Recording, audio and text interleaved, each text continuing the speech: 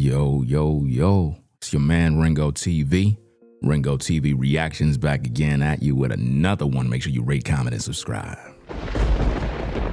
That's right.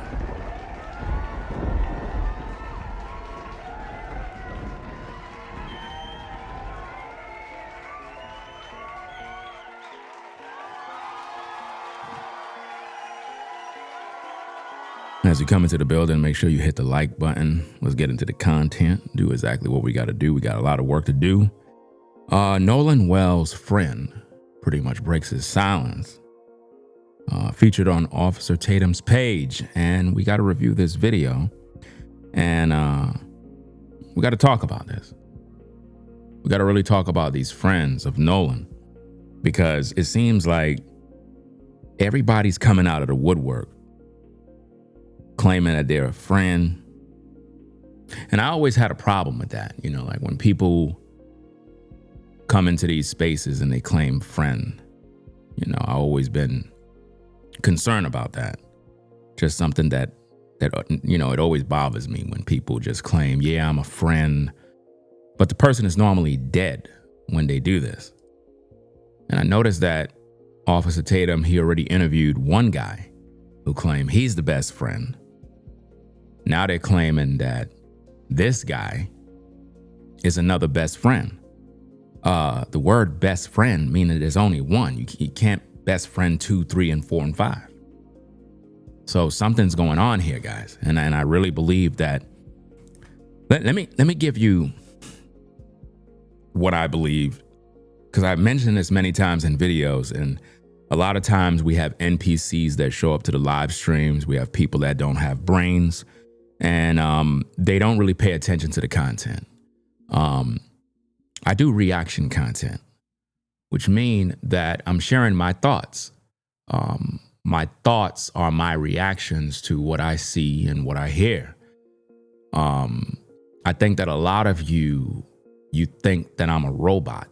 Like, I'm trying to figure out what happened, because when it comes to the Nolan Wells case, I don't trust the family. From day one, I never trust this family because they're grifters and they're focusing on making as much money as they can.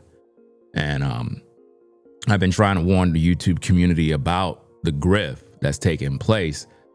But ever since I listened to the Officer Tatum interviews with these alleged friends of Nolan, it's like things got worse in terms of what I'm seeing with this case. It's like the family really don't care about Nolan.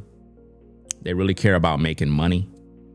Then when I look at Nolan's friends, it looks like a cover-up is taking place.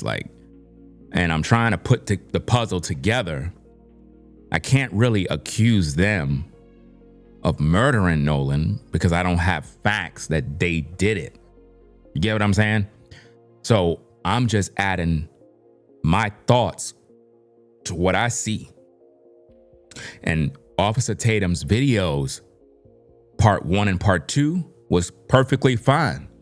Once we got to part 3 and 4, that's when red flags start pulling up. And, you know, when I do my job, you know, I'm impartial. So I'm gonna, if I see something that don't look right, I'm calling it out.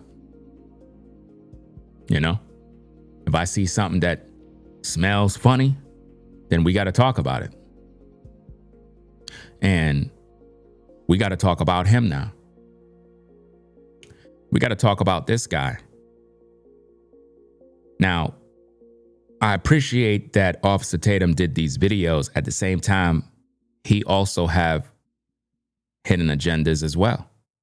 Some of you may ask, well, why is that? Well, I'm glad you asked that question.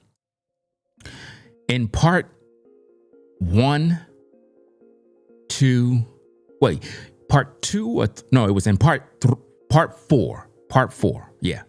The ending of part 4, the interview that Tatum had with the other white guy. He asked the guy, well, why are you doing an interview with me? Like, what is the difference between me and, you know, like everybody else? Like, and the kid said, well, I watch you. You know what I'm saying? You're just, You believe in us. Like you already decided to side with us. That's why I want to do this interview. Once I heard that, all credibility gone. You see, if I call you on the show to do an interview, it's not because I rock with you. It's not because I believe you.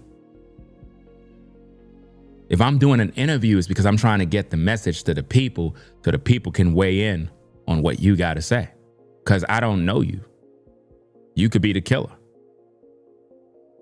So for him to say that he did the interview because he believed that Officer Tatum is on their side, then Officer Tatum is already compromised. Meaning, any video that Officer Tatum put out in regards to Nolan Wells, it's not going to be impartial. It's going to always favor Nolan's friends. Always. So he's not going to be able to judge the situation properly because he have a hidden agenda. This is why when he did the interview, he put them out in parts. Part 1, part 2. You see, he just released the whole thing just now. So what really is the agenda?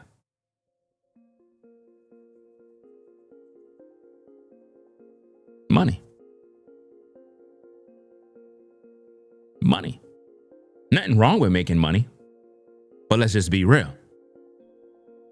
Officer Tatum could have just released the whole interview and just let's get it over with.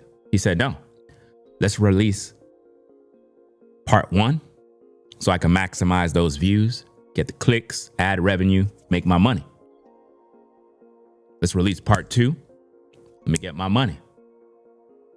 Part 3, money. Part 4, money. Part 5, money. Okay, now that I finished, got my money. Okay, get him the whole video now. Just watch the views of the full interview versus all the parts. You will see that his agenda is money. Now, of course, everybody want to make money, but let's just keep the understanding of what's your motivation. Is your motivation to get the truth, or is your motivation money? For most content creators, their motivation is money. It's not about the truth. When you look at the Nolan Wells case, the parents, they don't care about Nolan. They don't care about him. They care about money. That's what they care about. Do you see that? So when we look at the case on both sides, the grifters, they want money. The family of Nolan Wells, they want money. The family want money more than justice. If Nolan Wells' family want justice, why don't they just offer up the GoFundMe? In other words, effective today, we offer up a reward of $800,000 that can lead to the arrest and prosecution of whoever killed Nolan Wells. They're not going to do that. They're not going to do that. See, that is the difference between when you are focused on justice or money. Nolan Wells dying gave that family $800,000. More money than they ever seen in their life. And he's not coming back. Nolan Wells' family made it a race issue from day one. You don't believe me? I got the proof. Let me go get the receipts. Don't you just love receipts? Let me get that for you. Be sure, guys, to hit the like button one time. Because when you come to Ringo TV, this is the best reactionary channel on YouTube. Nobody does a better job when it comes to the breakdowns. I'm hated because I speak facts, truth all the time. And people get mad. So let me put a couple of things on the screen, guys, so that we could kind of get the show started. We're going to get into that interview shortly, but I want to make you see that Christine Wansley made this a race issue from day one. First thing she did is she put this out. This is directly from her Facebook page. Notice the date, July 5th, 4:56 p.m. We were provided with incorrect information regarding what he was wearing. I was sent this picture. As you can see, he was in blue swim trunks, not black. You see that? So she was sent this and she published this to the web. Right? So now that she published that to the web, she also did this. Because this is what created the racial divide. Do you see this? This is what Christine Wansley put out there. Here's better pics from July 4th. You see Nolan drinking. Now think about this. You're drinking, the sun is out, it's hot. There's a lot going on, guys. But she plastered this all over her Facebook. So the first thing people see is Nolan, who is Filipino, by the way. He is not an African American. But in the minds of so-called black people, they see a black man and they see him with white guys. You see that? So because of that, everybody started plastering this all over social media that the whitey people killed him immediately. You get it? This is what the mother did. She didn't have to put them in the photo. She could have blurred all of them out. If her point was just to talk about what kind of trunks he had on, all she had to do is just show him and blur all his friends out, I guess to protect their privacy, because you're making a post publicly that your son is missing. So that's going to automatically infuriate people. Now, watch this. Watch this. Again, directly from her Facebook. Christine Wansley, July 5th. Now watch this. Look at the comments. Notice what Kendria says. Something tells me this guy did it. You see that? Do you see that? And look at the likes. 163 likes on something tells me this guy did it. Did what? So they already accused white people of killing Nolan. And they supposed to be his friends. Now again, I personally don't believe that none of these guys is best friends of Nolan. These are just guys he hung out with. Just like a lot of you had people that you hung out with. It doesn't make you best friends. Just your buddies that you just kick it with. Nothing wrong with that. Just like you have some co-workers at the job and you just kick it with them. Right? Some more comments. Something tells me this one is the ringleader. Notice that. They're accusing this guy of being the ringleader. Dude may have tried to get with him. He said no, and it went left. So now they're accusing them of being gay. Dude may have tried, oh, I said that one already. I don't know, but he looked like he eat people. First suspect, for sure. Boss man. So all of this is going on Christine's page. And I could just only imagine how many more crazy comments was coming in.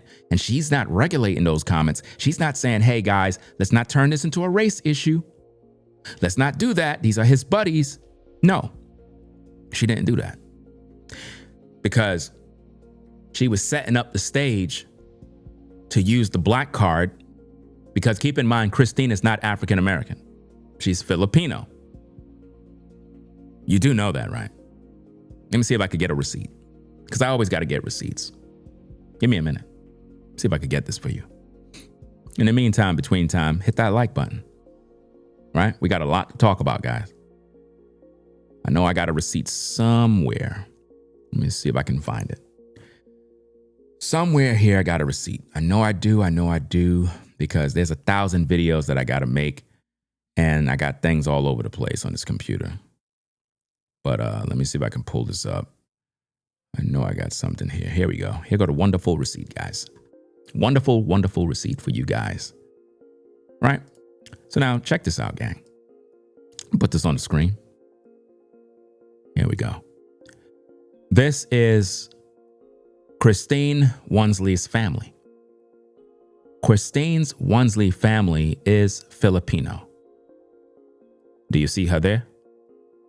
Do you see Mr. Wonsley? Do you see her family? She is not an African-American woman. You folks in the black community have been played. Played. This is her family. Do you understand? That's where the money goes. All the money you guys sent goes to the Philippines. And the guy that's standing next to Christine, that is the stepdad. That is not his biological father. So, that being said, guys, from the jump when the case started, she already knew she's Filipino. She knew that Nolan is Filipino too. Nobody don't know who his biological father is, so please don't waste my time saying he's black when you don't know who his father is, right? So once we put all of that together, and also for those that may be wondering, well, Christine's father is black. No, I did the research on that. All the videos is on the platform. Her father is either Samoan or Filipino too. We provided photos, we provided family pictures. Even his mother is Filipino. And guess what? His mother's father is a white man. Now you may say, well, what does that have to do with everything? It has everything to do with everything, because they published this story as a black kid, a black man was unalive. And then they plastered his white friends all over the media. Then the family, to add insult to injury, hired a civil rights attorney. Once you hire Ben Crump, you made it a race issue. So from jump, Christine Wonsley wanted to use the black card where it's convenient. And I can guarantee you, before her son died, she ain't care about posing as a black woman, because I brought out all the evidence of her representing her Filipino heritage. Oh, you didn't know that? Oh, I got the receipts. Let me see if I can pull it up for you guys. Because see, we have to establish all of this because, you know, you have a lot of naysayers and people that just don't want to listen, and they get mad at me every time I post something. So let me see if I can pull up these receipts, because I'm the receipt king and I focus on getting these receipts for the people. So let me see if I can bring this up. I know I got 1,000 things on my desktop, guys. So you got to be patient, right? I got to scroll all the way back to see if I can find some clips, because we have all these videos on the platform. You can always go through the page and you can find whatever is needed. But let me see if I can pull up a receipt that can be useful in this particular situation. She's Filipino, and I found a website and pretty much brought the information on YouTube, and a lot of people were upset about that. And they started to go around saying, why are you bringing up race? And I'm like, I'm not bringing up race to bring up race. I'm trying to establish who she really is so the public don't get deceived, you know? Let me see. I'm still scrolling through this system. I got to go all the way back. All the way back to find this clip. Let me see. Dun, dun, dun. Dun, dun, dun, dun, dun, dun, dun. Oh, here go a good one. I could use this too. Let me see. Where is it? I just had it. The one where the father. Yeah, here we go. Watch this. Watch this, gang. For those that don't believe, this is from Christine Wonsley's father's Facebook, from the horse's mouth. Notice this. Wishing my Philippine princess, Christine Wells Wonsley, happy birthday. From the father. He ain't say to my African American black woman. He said, my Philippine princess. Do you see that?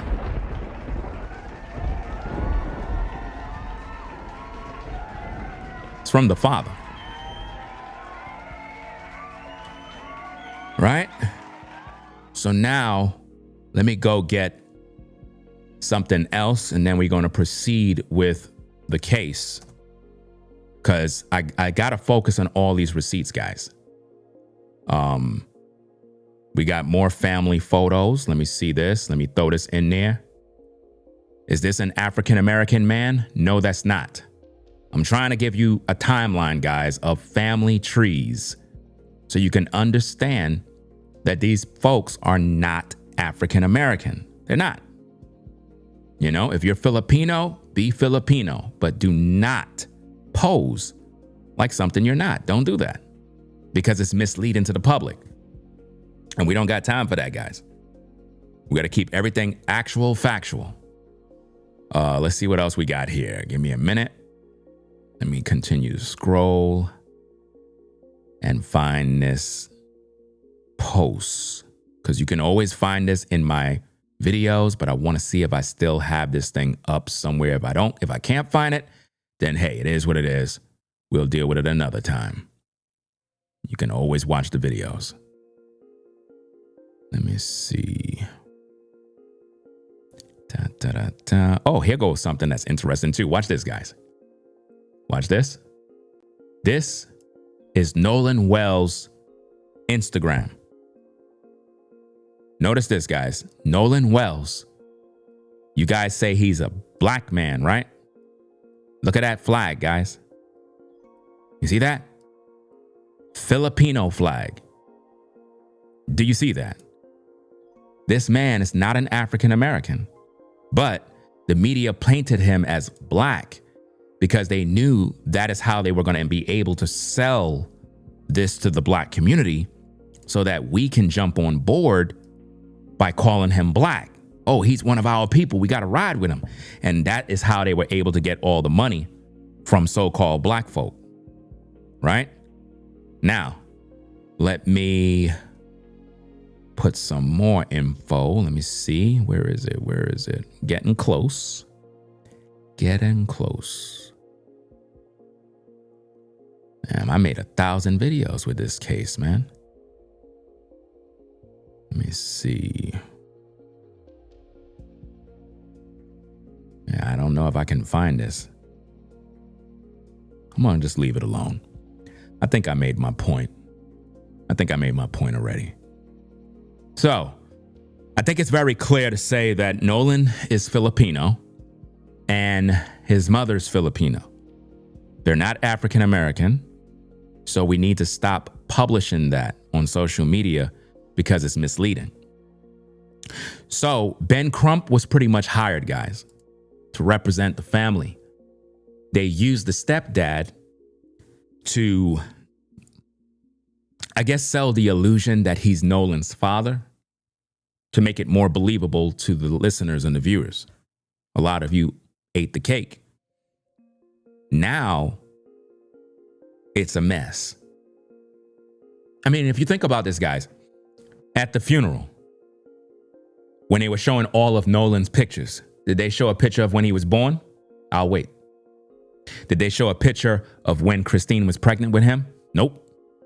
Did they show Mr. Wonsley holding Nolan Wells as a baby? Nope. Did you hear him in his speech say, when my son was born, it changed my life? No, because that's not his son. Up to now, the media have never mentioned the mother as Filipino because you can't sell hate without using the black card. You can't sell it. Why would you hire a civil rights attorney for a Filipino? You can't. The only time you see Ben Crump is when there's a white versus black. Anybody from New York ever seen Ben Crump at the projects speaking up against black on black crime? Nope. Anybody seen Al Sharpton out there? Nope. Only time you see those race hustlers is whenever it's designed to divide us as a people in terms of creating racial tension. So if there's a black guy that got injured or killed by a white person, that's when you'll see Crump and Al Sharpton. But it got to the point now where in this particular case with Nolan, my first initial thought that there was a freak accident. I don't think that somebody deliberately said, hey, let's go kill Nolan. I don't see that because everybody was out hanging out on the 4th. But what I do know is that they were drinking all throughout the day. They were drinking. Right? His friends claimed that, oh, he was wasted. Right? They gave you this narrative that, oh, yeah, he was hanging out with this girl.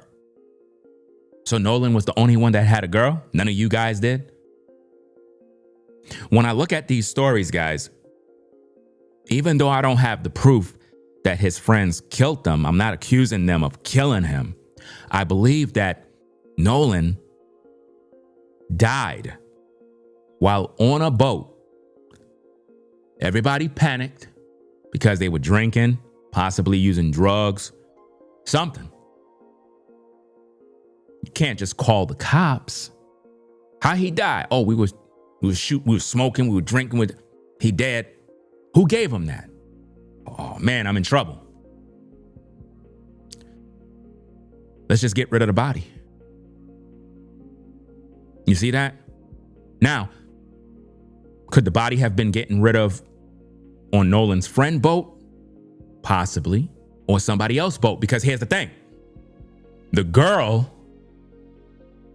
that everybody's claiming was with Nolan, she claimed he said he's going to go back with his friends on a boat.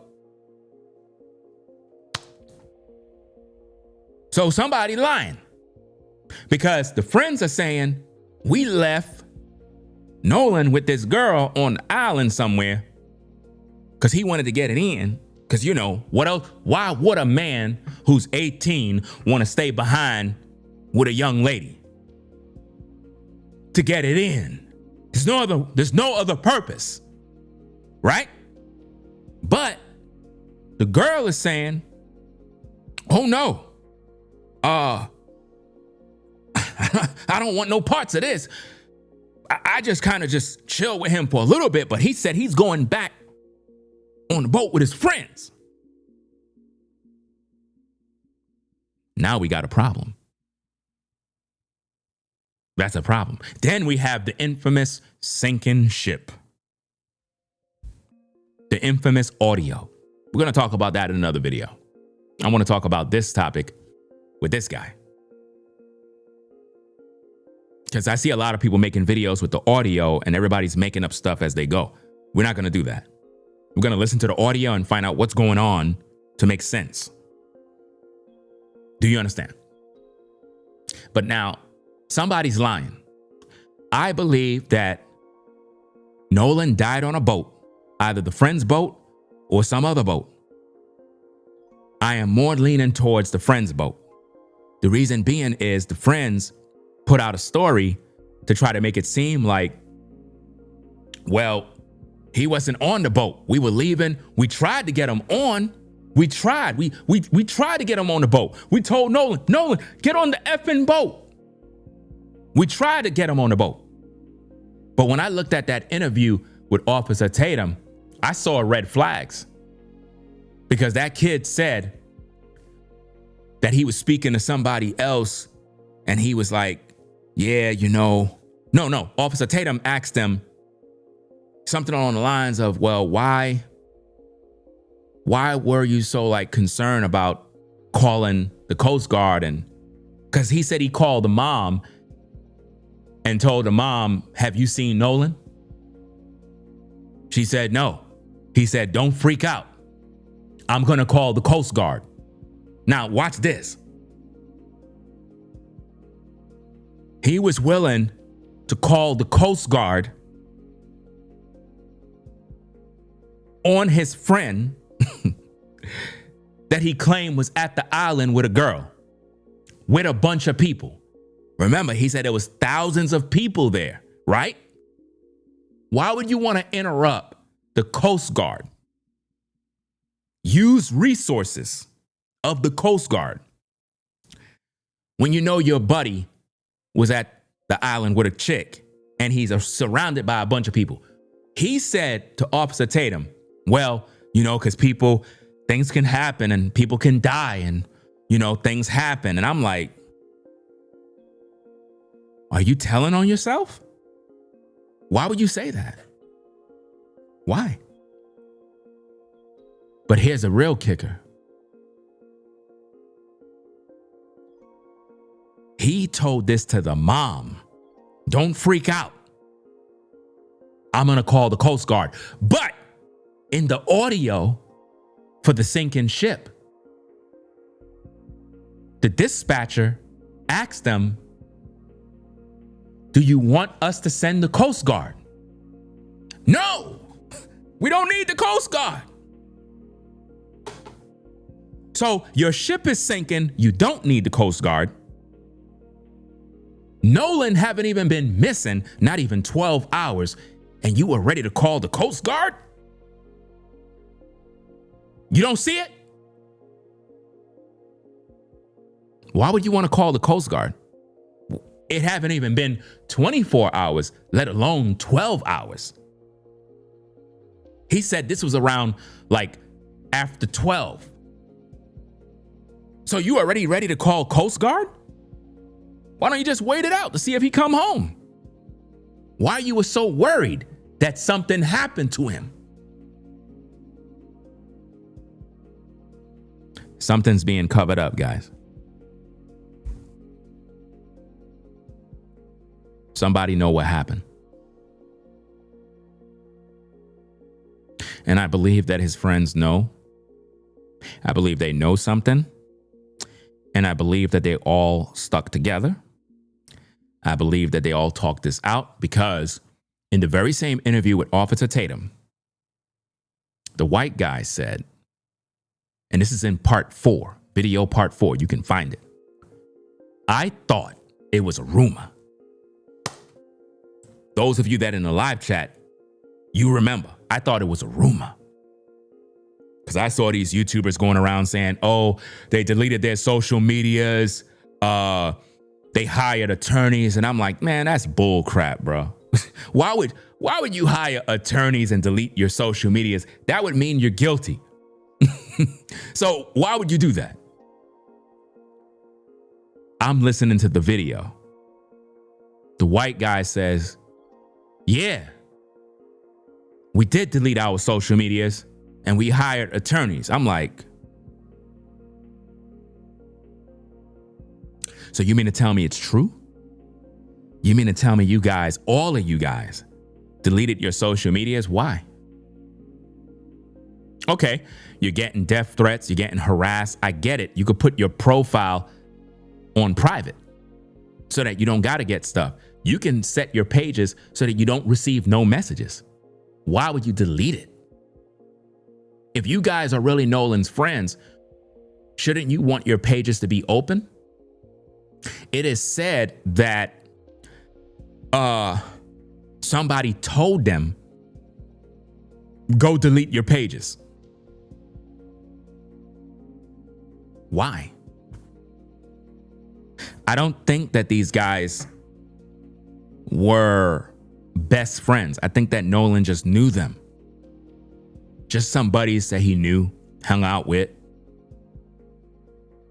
Because there seems to be a lot of conflicting stories. We've been led to believe that the family didn't invite them to the funeral. That's not the case. The funeral was open. They could have came to the funeral. We heard the white guy claim, oh, I didn't go because I'm concerned about my security. So he could have went to the funeral. So the whole time we thinking, oh, the family didn't invite them. And I'm making videos saying that family is wicked for not letting his friends come to grieve. The friends decided not to go. So if Nolan was really a friend, a brother, Why didn't they just show up, pay their respects, and leave? You think somebody gonna try to harm them at the funeral? Do you know what kind of crazy lawsuits and arrests would happen? Nolan's friends come to the funeral and they get beat and shot under the watchful eye of Nolan's family. Somebody's going to prison. Do you understand? So I believe both sides is playing us. The family, they're grifters. They're after money. His friends, there's red flags now. So now we're about to watch part 5. Part 5, guys. We're going to hear his testimony and break it down. So hit that like button, subscribe to the channel if you're new. Let's get into this content. We have a lot to talk about, and it is what it is. Welcome to the channel. If you're new, make sure you hit that like button, guys. Let's get into the tapes and do what we need to do. Let's go. See what we got. No. Do you have personal knowledge of someone directly in your friend group having anything to do with Nolan's death? No, not at all.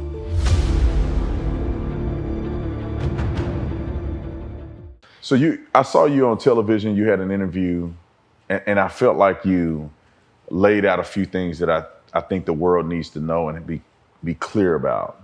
Okay. And the first one is the relationship that you had with Nolan. Can you explain your relationship with Nolan? See, this is a problem. First thing first is hand posture. Look at his arms crossed. When you see somebody like that, guys, they are nervous. When you're like this, when you hold yourself like this, you're trying to protect yourself. You're nervous. You're trying to protect yourself. I don't like pre-recorded interviews. I don't, because they edit out things. I feel that when you're interviewing something like this, you got to do that live. That way everything gets thrown out there. We get to see everything, hear everything, any fumbling, any mistakes, any twitching, because people can edit interviews and make them look good and then remove certain things that they don't want the public to know. Right? Let's get back to the case. Yeah, I will. So his mom got on TV, as everybody has seen, and said that she didn't know me. And man, that can't be farthest from the truth. Me and Nolan, I met Nolan in 9th grade in a second block class. It was math. He was one of the first guys I made friends with. It was somebody I made a connection to. Like off rip, he was an athlete. I could tell he was an athlete. When I walked into class, we sat really close to each other. And all he did, he turned around and asked me for a pencil when I first met him in 9th grade when I moved to Ocean Springs, man. It was tough, and the relationship there has always been a best friend in my eyes. I never wanted to take away how close somebody else was with Nolan, but Nolan was my best friend. That was a guy I knew I could call at any point in time. Do you see what they're doing? What they're trying to do here, guys, is psychologically play with your mind to establish that Nolan and this guy were very tight, that they were ultra cool, that Nolan was someone that, you know, you can count on Nolan. And it's like they got all this love for Nolan. Now, let's establish a few things, guys, before we get into this. Let me throw a receipt on the screen because you know how I do. I got to always get my receipts and bring them out. So let me bring something out so I can make you see. Because when I do these cases, guys, I am very, very thorough. And I don't like to play any games, right? Let me see. Let me put this out there. Where is it? Where is it? Where is it? I know I had it here somewhere. Where is it? Where is it? I think I passed it. Let me start back over from the beginning.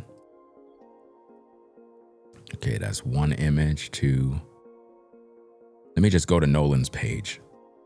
Let me go to his page and find it again. I can't find the receipt that I wanted. Okay, I'm on his page. Let me look for that receipt now. Let me make sure that I show the entire page so you guys can see it too. All right, let me do this. Let me take the snapshot so that you guys can see this, because we have to establish facts. And I don't like lies. Too many lies are being told, and we got to establish the truth. So let me take this off and this. Let me add this into the screen. All right. Now, this is Nolan's Instagram. We're hearing this guy talk about how much of a best friend he is. He's just this best friend. Everybody's a best friend of Nolan. Everybody's best friends. But these are the only posts that Nolan have on his IG. I don't see that guy standing next to Nolan. See, these are the type of things, guys, that you have to establish when you're speaking on a case. When you have individuals claiming to be friends, best friends, all this other junk, you got to go to social media and you got to find that best friend in those photos. You get what I'm saying? Because if he is in fact this great guy, this friend, then Nolan would acknowledge that on his social media. And it's just not that case, guys. That guy is not on his page. You could go to Nolan's page and look yourself. He's not on that page. So what he's essentially trying to do, in case some of you just don't know, is he's trying to establish himself as a certified friend of Nolan.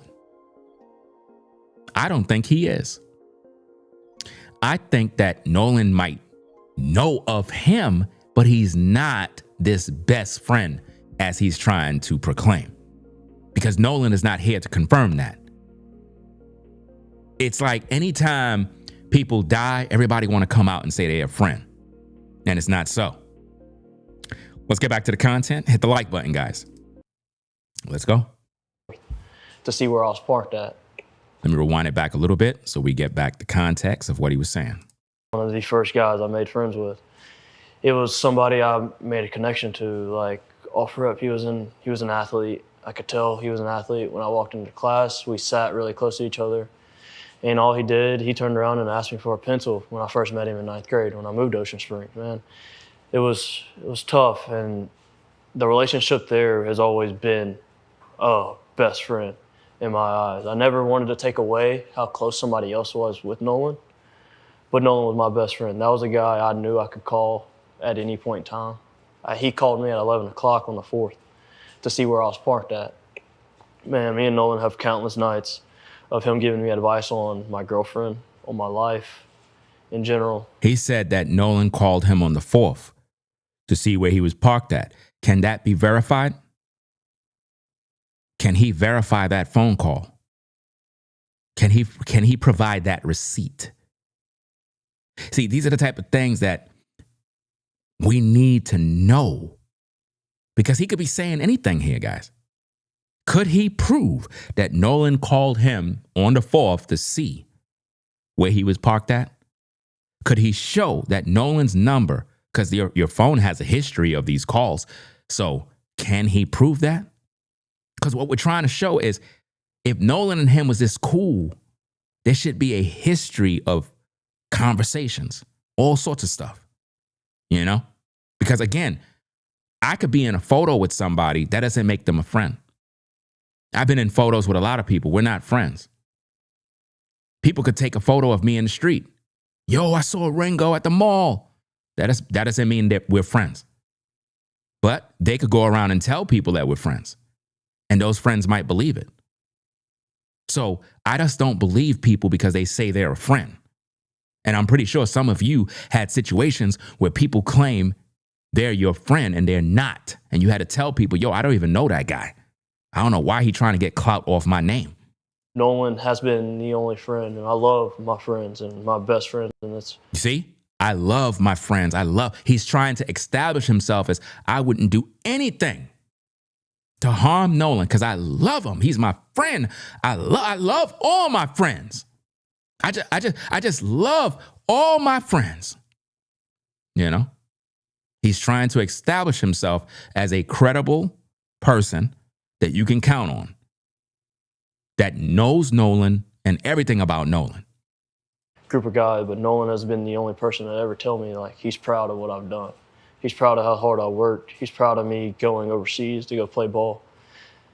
That was my guy. Like, that was my best friend. Yeah, and so how does it make you feel when the media, activists, When he say activists, he's talking about Crump and Al Sharpton. coming out and alluding to the fact that you may have something to do with what happened to Nolan on that day? Man, that hurts. It hurts is an understatement. I beat myself up every night I lay down. Beat myself up. Why would you beat yourself up? Why would an innocent person be beating themselves up, guys? I'm just asking questions, you know? Why would an innocent person be beating themselves up every night? I wouldn't be beating myself up. I didn't do anything wrong. I would be concerned about how am I going to pay my respects to my good friend. I would be trying to see how I can get to that funeral. You know, even if I had to get police officers to escort me there, I'm going to make sure and get there. See, this is why it's not making sense. All of these alleged friends of Nolan, if they wanted to go to that funeral, they could have been escorted by law enforcement. They could have had that provided for them. We fear for our life. At the same time, we still would like to pay our respects to our friend. That could have been provided for. You think anybody going to try them? No. So for them not to show up to that funeral, guys, that's a red flag. I don't care what nobody say. That's a red flag. If he's your best friend, you're going to be there to pay your respects.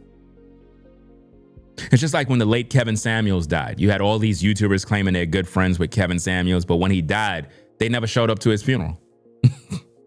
They never showed up. His funeral was a ghost town. That proved that all these YouTubers, they were never friends with him. They were just using him to get money.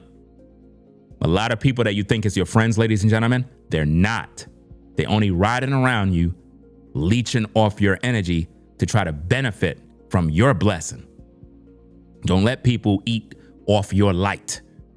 There's a lot of snakes out here. Let's go. Anytime it crosses my mind, because in my head, if I wasn't drinking, if I didn't get into that altercation, maybe I would be able to do something. Maybe I would have known, saw something. Uh-oh. Did you hear that? Did you hear that, guys? See, a lot of people don't understand. See, this is why when you get arrested, they read you your Miranda rights. It's because of stuff like this. You got to just shut up and don't speak. Because he's saying things that just don't sound right. Let's play that back, guys. Because a lot of people, they're hearing, but they're not hearing. And that hurts. It hurts is an understatement. I beat myself up every night I lay down. Beat myself up anytime it crosses my mind. Because in my head, if I wasn't drinking, if I didn't get into that altercation. If he didn't get into that altercation, it is said that he got into an altercation. Maybe I would be able to do something. Maybe I would have known, saw something. Maybe he would have saw something. Maybe I would have told Nolan, hey, man, you're not going with that girl. Just come back with us. We're going back a little bit later. Maybe what? You're not going with that girl? So is he alleging that the girl set him up? So you got to see how blame is being shifted. The same way, guys. Now watch this, guys. The same way the media, Crump, Al Sharpton allude that these guys are somehow connected to Nolan's death or implying that they are or just trying to put blame on them. He just did that to the girl. He just did that to the very girl, too. By him saying what he just said, you're not going to go with that girl. So did that girl set him up? Is that what he's saying? Is he saying that the girl set him up? Well, how do we know he didn't send the girl? How do we know the girl? Because you know that's how the devil works. The devil will send pussy to come get you. That's right. You know how many men die over pussy? Oh, man, there's a lot of guys, fam, that are in the grave right now. Because they were chasing skirts and they thirsty as heck. They went in, they got lined up with a woman. Easy target. You know, you got dudes that are on Instagram lusting after women, and it's all AI content. Like a lot of the women that you see on Instagram right now, posing, wearing outfits, trying to be sexy, all of that stuff is AI content now. And you got a bunch of guys in the comments thirsting and liking and in the DMs, and it's all AI content. So if the devil know he could get you with a woman, he's going to use a woman. Listen carefully to what he's saying. Listen very, very carefully, because there's a lot of things that's just not making sense. The fact that they're going to play that is I'm already trying to mourn my friend's death as is, and I'm blaming myself. Why would you be blaming yourself? Again, you gotta peep the blaming myself. Blaming yourself for what? You didn't do nothing. For it. To put that in my head is a next level of hurt that can't be truly explained. Because it's hard to put into words. Generally, it's backstabbing from a sense of a community that I thought I had with my skin color, and you know they stay so strong together, and I'm supposed to be one of them, but what? You're supposed to be one. So let me get this straight. Your community. So I guess he feel the black community rejected him. Is that what he's saying? So I'm telling you, man, it's like people got some sort of melanated skin and they automatically believe that they have this connection. Like, guys, all I can do is represent myself. I don't look for the black community to represent me or the white community. Only thing I can do is represent myself. The only friend I got is me. I don't depend on nobody to represent me.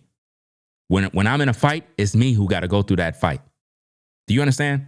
For some reason, he just finished talking about blaming himself. Why would you blame yourself? Maybe you saw something and you're feeling guilty. All you got to do is just be honest.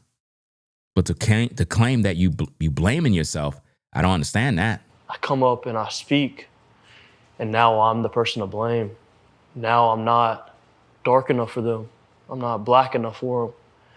And now I'm the issue. It doesn't make sense. In my head, it doesn't make sense. Let me rewind it back a little bit, because I think I put it too far forward. Let me see. Anytime it crosses my mind, because in my head, if I wasn't drinking, if I wasn't drinking, didn't get into that altercation, maybe I would be able to do something. Do something for what? That means something happened to Nolan, guys. If he wasn't under the influence of alcohol, he would have been able to stop whatever he saw, guys. You can't see it. You can't see what he's saying. Listen to what he's saying, man. When the media activists are coming out and alluding to the fact that you may have something to do with what happened to Nolan on that day. Man, that hurts. It hurts is an understatement. I beat myself up every night I lay down. Beat myself up anytime it crosses my mind. Because in my head, if I wasn't drinking, if I didn't get into that altercation, maybe I would be able to do something. Do something. Maybe I would have been able to do something. Why would you say that? Why would you say maybe I would have been able to do something if I wasn't drinking? That means something happened. Something happened and it was there during the altercation or near that altercation. Maybe I would have saw something. Maybe I would have told Nolan, hey, man, you're not going with that girl. Just come back with us. We're going back a little bit later. We can go meet up with the guys later. Maybe it just plays out different. And then the fact that they're going to play that is I'm already trying to mourn my friend's death as is, and I'm blaming myself for it. To put that in my head is a next level of hurt that can't be truly explained. Everybody say they mourning their friend's death. I don't think none of these people is mourning anything. I think the friends are trying to keep their name clear, and I think the family of Nolan Wells is just trying to get more money. I think she did something.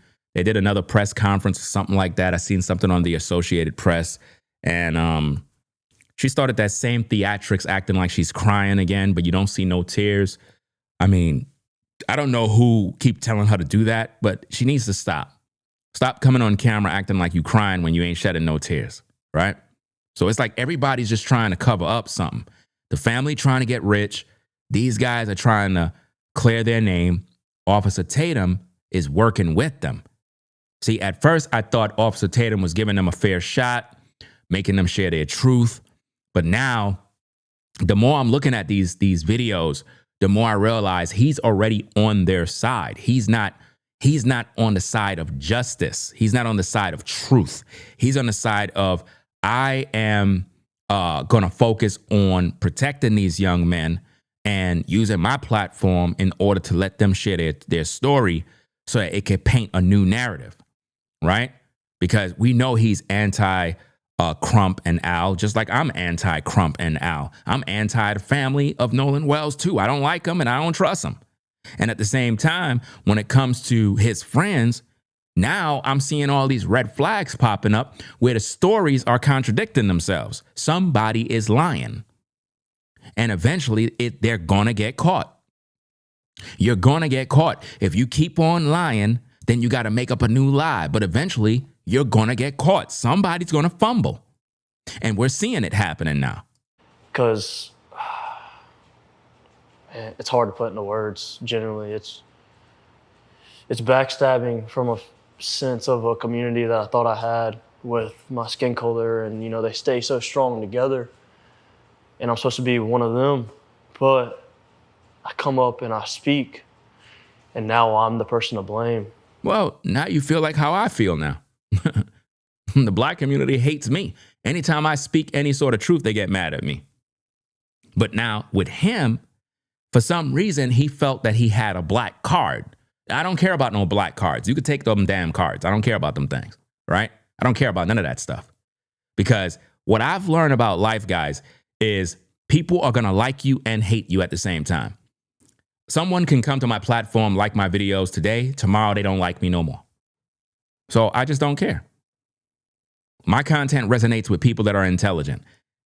Anybody else that want to be negative towards me, I don't got time to waste with that energy. It's a waste of time. All right?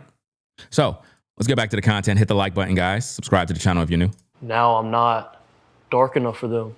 I'm not black enough for them. So he just threw shade at the black community. Did you see that? Now, I don't know this kid's ethnicity. I don't know his bloodline. I don't know who his father is. I don't know. But for some reason, he just threw shade at the black community by saying, hey, I'm not black enough, blah, blah, blah, whatever. Let's go. And now I'm the issue. It doesn't make sense. In my head, it doesn't make sense.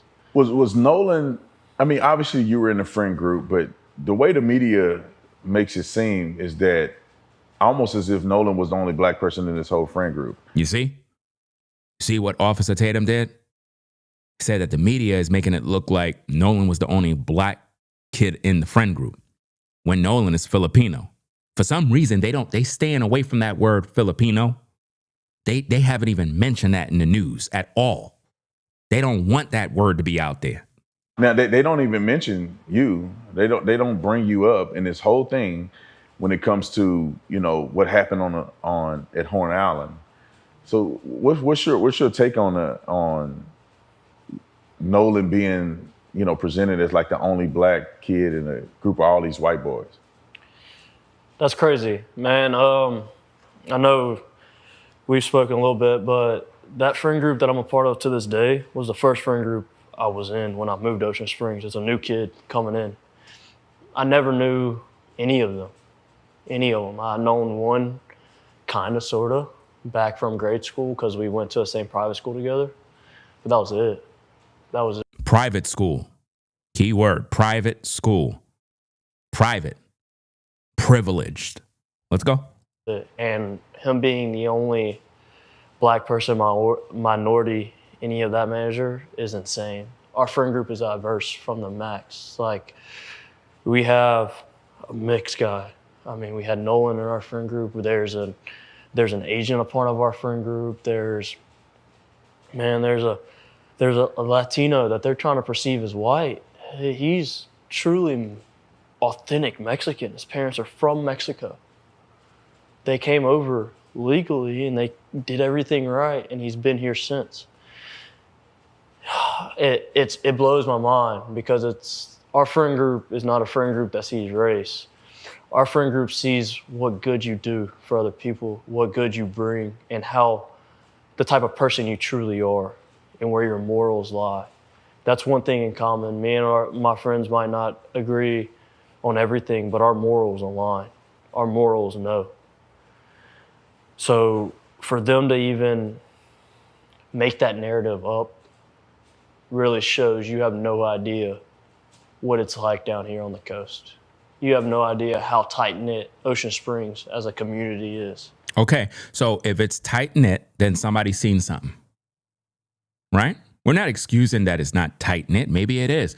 But based on the story, based on everything that we heard with this case, it was said that hundreds of boats was out there, thousands of people was out there. So how did Nolan die? Somebody saw something. Somebody had to see something. If it's tightly knit, somebody saw something. Somebody recorded something. Something. Or maybe it's not as tightly knit as you say. Because you guys are the ones who claim that Nolan stayed back because he was with a girl. Sounds good. Sounds interesting. But if the girl's saying, well, he said he's going back on the boat with his buddies, now we got a problem. So the question is, did Nolan really get back on that boat? And the buddies are lying because they want to separate themselves from Nolan. Keep that in mind, guys. You don't understand it. You don't see the thousands of kids in the high school football stands cheering their team on. Nobody cares what color you are. We're there to have fun. See, we're not here to focus on color. We're not here to focus on that goofy stuff because that's what the media have been trying to do. What we're trying to do is get to the point. How did Nolan die? And why nobody's coming forward to talk about that? Right? Because again, what they're trying to focus on, what Tatum is doing is he's taking this opportunity to do these interviews to make his friends appear like there's no racist bone in their body. So in other words, there's no way they could have did anything. Maybe none of these kids killed Nolan. Maybe none of them did. But maybe Nolan died while he was with them. On drugs, an overdose, slipped, fell, hit his head, something. Smoked something, drank too much, out there in the sun, heat stroke. I don't know. Something happened. And somebody knows. Somebody knows, guys. You just don't die. You just don't die. And everybody just goes home and nobody don't know nothing. No, somebody got to know something. Somebody knows something. But somebody is hiding something at the same time. And to just live. And that's how Nolan lived. That's how I live now. I've grown up and I have more big boy stuff, but in high school, all I cared about was going to hang out with my guys. And I mean, on a personal level that leads off of it, is like, it got me in trouble with my girlfriend just because I wanted to be with the guys. I never once. It got him in trouble with his girlfriend because he wanted to be around men more? Bro, why would you even say that, bro? That doesn't make no sense, bro. To say that you wanted to be around guys more and it got you in trouble with your girlfriend, I would have just kept that to myself. Thought, man, they look at me different. Man, I'm kind of an outcast to them. No. All their moms have always welcomed me with open arms. Anytime I needed anything, I knew I could call them and their parents. So now he said all his friends' moms welcome him with open arms. Did Nolan's mom welcome you with open arms? Guys, when I do my content, I dissect the things that people say to find the contradictions, the lies. He just said that all his friends, mothers, and so forth, they welcome him with open arms. Okay, did Nolan's mother welcome you with open arms? Because you spoke very highly of Nolan. He's a best friend, great guy. Okay, did his mother welcome you with open arms? Did she show you this wonderful love that you're explaining here? They would do anything in the world for me. So with Crump pushing this narrative, it's wrong. See, he never answered the question about Nolan's mom. He never did. He just said that everybody else's mother welcomed him with open arms. How come Nolan's mother didn't do it? Yeah, It's completely wrong, especially about Now, we know that Crump is wrong. I don't like Crump. Crump is a racist, in my opinion. Make sure you get that on camera. Crump is a racist. I don't like him. Something wrong with that man. Anytime he come out, he's always race hustling black people. He's always turning everything into a racial issue every single time. You never see Crump in the black community fighting against gang violence, drugs, guns, fatherless homes, none of that. Anytime you see Crump, somebody white did something against a black. That's it. So anytime I see Crump, I already know he's out there race hustling, rage baiting the community. That's what he's good for. Let's get back to the content. Hit the like button. friend group. Yeah, I find it, especially after talking to you, meeting some of the guys, that it seems like there was an agenda. But can you walk us through just your perspective from that day? I don't know if did you go with them initially? Were you a part of the group that went to Horn Island? So I wasn't, clear that up. No, I was not on the boat with them. Whoa, clear that up. See, this is why you got to investigate, because people fumble when they talking. They fumble all the time. That's why I don't like when people do interviews and they do pre-uploaded videos, because they can edit stuff out. It's always good to capture everything in real time. Like it's a court case. It's always good to analyze videos that way. Let's go. That day, I don't know if did you go with them initially? Were you a part of the group that went to Horn Island? So I wasn't, clear that up. No, I was not on the boat with them. Yes, I was a part of the group that was supposed to go out. So the only reason why I did not go on the boat is... Uh-oh. Did you see that? I'm pretty sure you didn't. So let me rewind it back. That day, I don't know if did you go with them initially? Were you a part of the group that went to Horn Island? So I wasn't, clear that up. No, I was not on the boat with them. Yes, I was a part of the group that was supposed to go out. So the only reason why I did not go on the boat... The only reason why you didn't go on the boat... Now you got to look at his face. I always look at body language. See, it's something about when somebody's having an interview and they do these type of facial expressions. I'm really good with reading body language. This kid is lying. He's lying off the top, guys. He's looking elsewhere because his mind is trying to figure out exactly what to say next. But being that he's under the pressure of the camera recording, he's trying to be careful with what he's saying. Just look at it. You can see it in his face. You can see it. It's all over him. He's literally trying to figure himself out.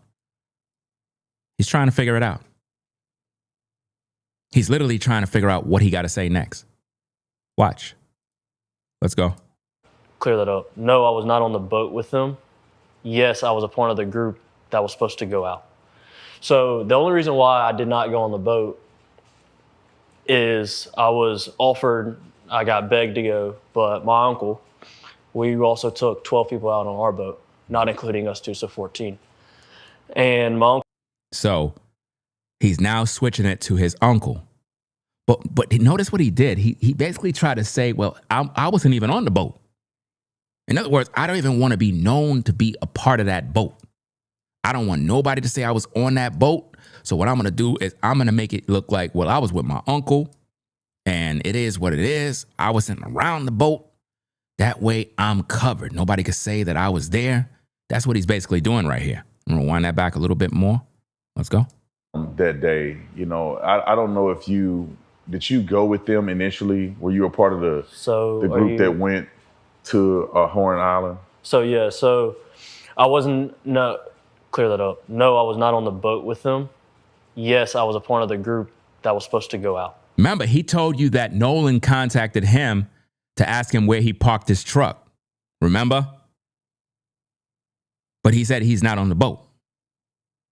So the only reason why I did not go on the boat is I was offered, I got offered money or something. I don't know. I'm just throwing that out there because he said he was offered something. Begged to go, but my uncle, we also took 12 people out on our boat, not including us two, so 14. And my uncle knows the passengers wouldn't have helped. Generally wouldn't have helped with anything. With that many people on a boat, you need a little bit of help. So my uncle was like, hey, can you just ride out with me and you can go do your thing throughout the day on the island? I don't care. I don't need you. I just need help to get out there and then pick everything up. Because I know all these people are going to be drunk and they're not going to want to do what? Did y'all get that? See, a lot of influencers you see doing videos, they're not paying attention. I am. Got to listen carefully. A lot of y'all didn't even hear anything yet. I got to go rewind it back and then you're going to hear it because you ain't paying attention either. Let's rewind it back so you can hear. Listen. Can you just ride out with me and you can go do your thing throughout the day on the island? I don't care. I don't need you. I just need help to get out there and then pick everything up. Because I know all these people are going to be drunk and they're not. All these people going to be drunk. All these people going to be drunk. All these people are going to be drunk. When I tell you that Nolan's death had a lot to do with alcohol and people being drunk, I'm telling you guys, it's going to come out. If his uncle is telling him all those people that's going to be on this boat going to be drunk, then what about Nolan's boat that he was on? What about all the friends he was with? They were drunk too. Everybody was drunk. Ain't no telling what happened. Ain't no telling what went down when people are drunk. Let's get back to the content. Hit the like button. I'm going to want to do the extras that nobody sees about going out on the boat, right? And so I told Wyatt that, and oops, my bad. But I told him. It's good. I told him that. He said he told Wyatt. So he wasn't supposed to say that. That implies that Tatum told him not to mention no names. Logically speaking, that's what that implies. Did you see that? Whoops. He made a blooper. Let's rewind that back. I'm not going to want to do the extras that nobody sees about going out on the boat, right? And so I told Wyatt that, and oops, my bad. But I told him. It's good. I told him that, and I told him everything, which was go to plan. We were leaving a little bit earlier than them. I was gonna try to have a spot saved out, and Nolan calls me at 11 o'clock. I missed his phone call. Called me twice. I missed both of them. I saw Wyatt and Nolan on the boat. They pulled right in front of our boat, and they were screaming. I turned my head and I was like, "Yo, there's a spot over there." Where they end up anchoring out. I helped them set their stern anchor. From the time they showed up until now, going back to it, 20 minutes before they left, I was with them. That's who I was with. I spent all day with them, minus the morning time before they got out there. But from the time they got out there to the time they went back in, I was with them. Those are my friends, man. Those are my guys. Yeah, I want to get a few more details. I'm sorry about that. I know that. Yeah, go ahead. I know that you were all over the news because there was a perceived fight. People, this is the thing that gets me, and I want to clarify this. When I saw the video that they put out on the internet claiming that Nolan was saying, "Give me my effing phone back," Nolan's coach came out and said immediately he knew it wasn't Nolan's voice. And obviously it wasn't Nolan's voice because you were the one Yeah, that it's was me yelling. Yeah. in there yelling. You got into an altercation with somebody. And see, this is why, guys, you got to be careful when you watch the grifter YouTubers, because they've been putting out a lot of videos claiming that, Nolan was going around saying, give me my effing phone. And it was this particular guy that was pretty much doing that. Let's go. What happened after that? Like, put me in your place where the fight is over, whatever happened. Nolan is somewhere, you're somewhere, you're hanging out. And when was the last time that you saw Nolan before you left Horn Island? So, after the fight, I didn't stay on Horror Island much longer. So the objective, I was really upset. So with you hearing me yelling, my uncle had told me to get on the boat and wouldn't let me back off the boat. Obviously, I was really mad and I wanted to fight, wanted to get what wasn't smart, man. Mm-hmm. And so I was on the boat, I'm yelling, and shortly after that, I left the island. I left probably 30 to 45 minutes after I got into a fight. We started to pack up and left because I was so upset. As Javon mentions, that they were ready to get me back to land because I was really mad. I was genuinely really mad. But the last time I saw Nolan, I was... Think about what he's saying, guys. So he was in a fight. There was an altercation. Something went down. Well, maybe there was a fight with Nolan too. Maybe there was other fights that nobody's talking about. Because the internet, they ran with that particular video or audio, and they were going around saying, oh, that's Nolan. Nolan was saying, give me my phone back, because they were trying to... Remember how the family said that his friends took his phone or deleted everything off the phone? All of that is a lie, right? So if you hear audio of someone saying, give me my effing phone or give me my phone, and you thinking that's Nolan, now it looked like, oh, the friends did it. And they got his phone. But he came out and he claimed that was him, not Nolan, because he was in some sort of altercation. Now, I want you to think.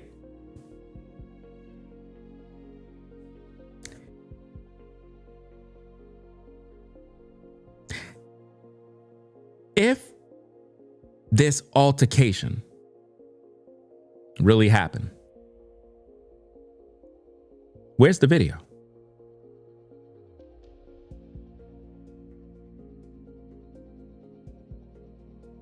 If there's this big fight, you know somebody gonna grab a camera. Somebody gonna go get that phone off that boat. Somebody recording. Because if they got audio,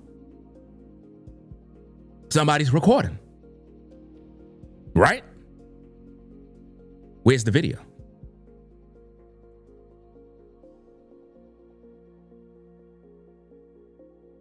Where's the video? Somebody got it. So there's more video. There's a lot of video. Guys, there's no way that everybody that went to Horn Island just went there just to drink, and there's no recordings. There's no recording videos. I get it. You keep your phones on the boat because you're in the water. I get it. There gotta be a time when we get them phones and we go on the island itself and we just have fun. We probably shoot a few videos, some fun moments, something. Because if they were fighting, if there was a fight, somebody's recording. Why record audio and not video? They're not releasing the info, guys. They're not. Walking to the boat. This was before the fight. It's me and my old lady. We had just got out of a group of people. Nolan was walking towards Wyatt's boat. I was walking in the opposite direction towards my boat.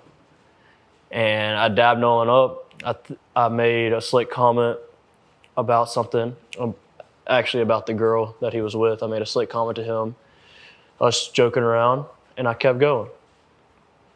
And not even 10 minutes after that is when I got into a fight. Last thing I told Nolan was, all right, buddy, I love you. See you later.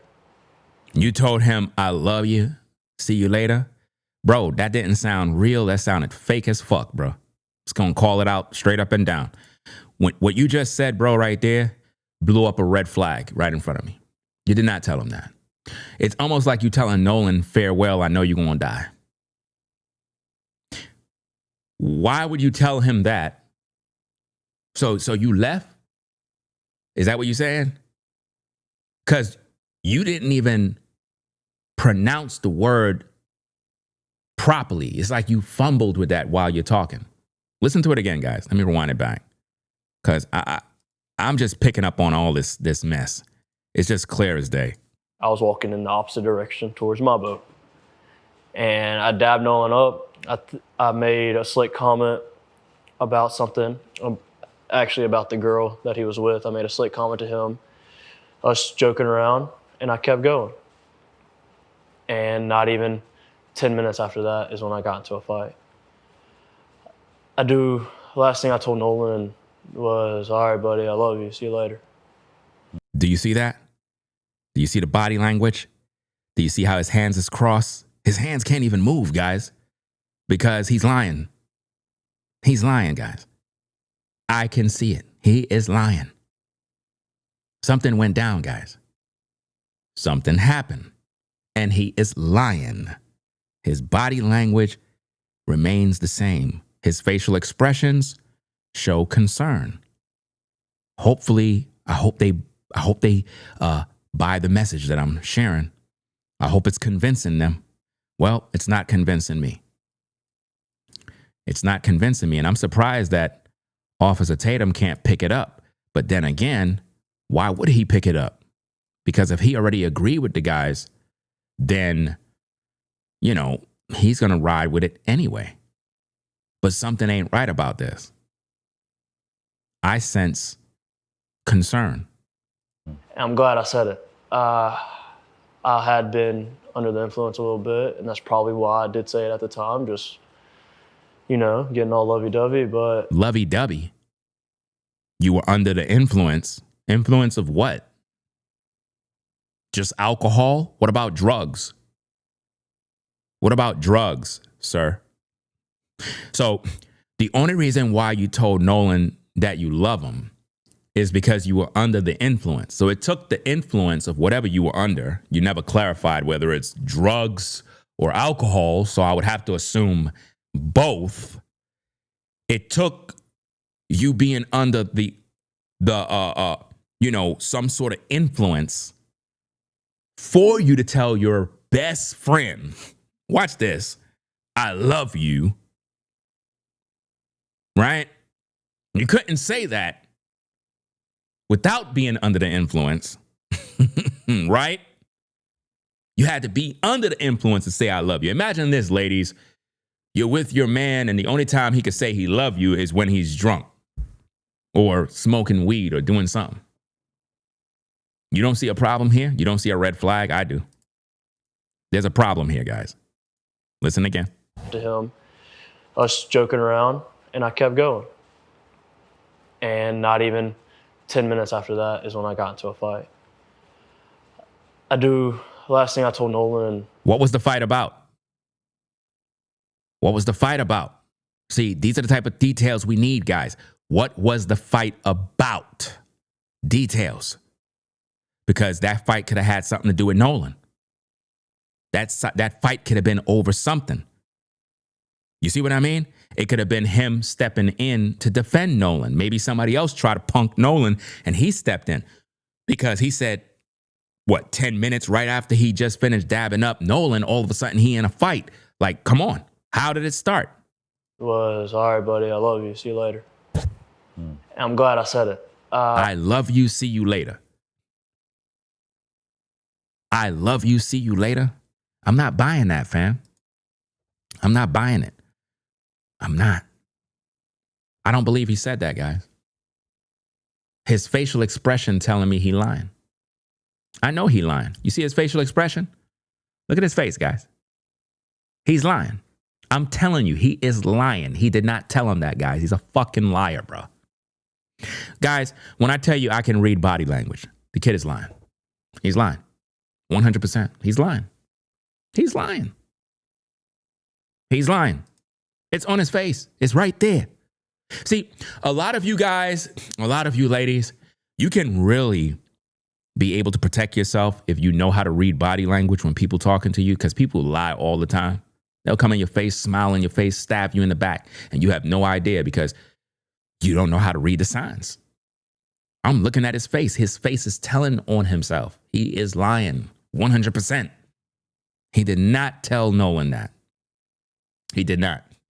He's lying. And it's sad that people can't see it. People will swear, oh no, he's telling the truth, Ringo. He got so much love for him. I'm telling you, he's lying. I had been under the influence a little bit, and that's probably why I did say it at the time, just, you know, getting all lovey-dovey. But think about it. He just said, I was under the influence. That's why I said it. Just being a little lovey-dovey at the time. Guys, that is fake. If it took alcohol for you to say you love your friend, bro, you're lying. But I'm at peace I said it. I'm glad I said it. That was my last encounter with Nolan. I was telling him I love him. Did you have any... See, here's the thing. He's saying this, guys, but I don't see the emotion that follow him saying that. If you just told your friend that you love him, see you later, and you know he's dead right now, while doing the interview and uttering those words, I'm not saying that you got to be on camera crying like a baby.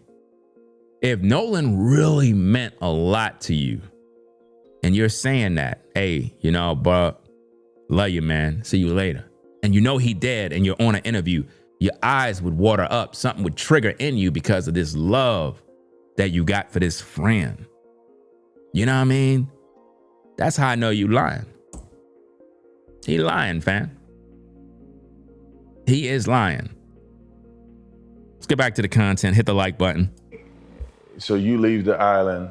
Did you have any encounters or association with these phones, with the keys? Did you have any connection to any of that? I did not. So what I know, Warren started, I got my first phone call from Warren at about 9:20. I didn't answer it. Notice every phone call he didn't answer. He didn't answer Nolan's calls. He didn't answer Warren's calls. Look at his facial expression again. Again, I can pause the video and you can see the expressions on his face, guys, which says, oh man, I got to figure out how to get out of this one. I got to figure out what to say, gang. Here we go. I was asleep. I'd been on the boat all day. I didn't feel like going to party anymore. I went to bed. So I got my first phone call about 9:20. And I didn't wake up again until a little after 11 o'clock. And that was to my brother coming in the room being like, hey, Warren's trying to get a hold of you. You need to answer the phone. They're looking for Nolan. And I'm half awake and I pick up the phone. They're looking for Nolan? Notice all this urgency around Nolan, where they're looking for Nolan. You got to think about this, guys. Nolan haven't even been missing for 12 hours, but there's this panic where everybody's making phone calls. This is really suspicious. By this time, nobody had came to the house to grab anything. And Warren gets on the phone and he's just like, hey man, he was like, hey, have you talked to Nolan? Anything else? I was like, no, I haven't talked to him, man. He was with that girl last time I knew. You see? He was with that girl. Last time I knew. Well, that's the same thing Warren said. See, so they're all trying to shift the attention to the girl so that we can be distracted with the girl. And they can have an alibi by saying, hey, we weren't with Nolan. We got on the boat. We tried to tell him to come on the boat. He did not want to come on the boat. He's a grown man. He made his choice, right? So we got Warren saying this. Then we got this guy saying that. They're in agreement. So it's their word against the girl. You see that? That's their alibi. We weren't with Nolan. So we didn't kill him. That's basically what's being painted. And he was like, okay. He was like, man, we can't get a hold of him. We don't know where he's at. And I was like, man, he's It's Nolan. He's probably just out somewhere with that girl. Like, get a hold of the girl, you'll probably find Nolan. You see? Get a hold of the girl, you'll probably find Nolan. But what did he say? What did Warren say? Warren said that he called Nolan's mom and asked Nolan's mom, you seen where Nolan is? No? Okay, don't freak out. I'm going to call the Coast Guard. That's what he said. That's what Warren said. He's going to call the Coast Guard. But this friend is saying, just contact the girl. You find the girl, you'll find Nolan. Right? How come Warren didn't do that? I'm telling you guys, you can only lie, but so much. Eventually, you're going to get caught. Somebody's going to fumble, fam. They always do. It's no big deal. And he was like, all right. He was like, but we're starting to freak out. We're getting on the phone with Coast Guard. I was like, okay. And why would you call the Coast Guard? He haven't even been missing 24 hours. You haven't even located the girl. Calling the Coast Guard when you guys know he was with that girl is a red flag. You guys are fucking lying, bro. Y'all lying. And this is why I gotta call it out. Somebody's lying. They're lying. They said that Nolan was with the girl. This kid here just said, contact the girl. Okay, first protocol, let's contact that girl. Who got her number? Let's call everybody in the friend group. Yo, who is Katie or whatever her name is? Katie, Catalee, whatever her name is. Who knows her? Let's call her up. Rather than calling the Coast Guard. Why make a bunch of noise? Why get the Coast Guard in, wasting resources, when the kid could just be on the beach making out with this girl or getting it in? What are we calling the Coast Guard for? Especially if you guys know Nolan. This is how I know they lying. Because if these are supposed to be Nolan's buddies and y'all all hang out, y'all get with shorties, y'all do y'all thing, y'all supposed to know y'all mans in them and how they move. So if I know I'm with my friends and you guys know I stepped off with this chick right here and y'all my boys and them, we cool, then you already done know what I'm going to do. You already done know what it is. So why would you be calling the Coast Guard if you know I'm out here messing with this chick? Does that make sense? That's how y'all roll? So you mean to tell me anytime you guys go anywhere that if one of y'all are not picking up the phone, not whatever, you calling police and Coast Guards, bro, I'm not buying none of that, fam. I'm not buying nothing that he's saying right now, fam. That's why I said Officer Tatum's video part 3 and part 4 raises more questions than answers. They should have never released that video. I get it. There's a lot of things in there that exposes the mother, exposes Crump, exposes a lot of lies that were told. Yes. At the same time, those 2 videos causes more problems.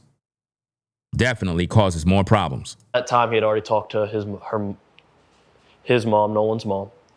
And he was getting on the phone with the Coast Guard. And I'd called. I need to be specific about this. I did not call Warren's phone. I called another one of our buddies' phone, and it was on speakerphone. They were all together. I was talking on my other buddy's phone, talking to Warren. He was dialing Coast Guard because he hung up the phone and was like, hey, this is them, bye, and hung up the phone. And that was the last time I talked to him until the next morning when we all decided.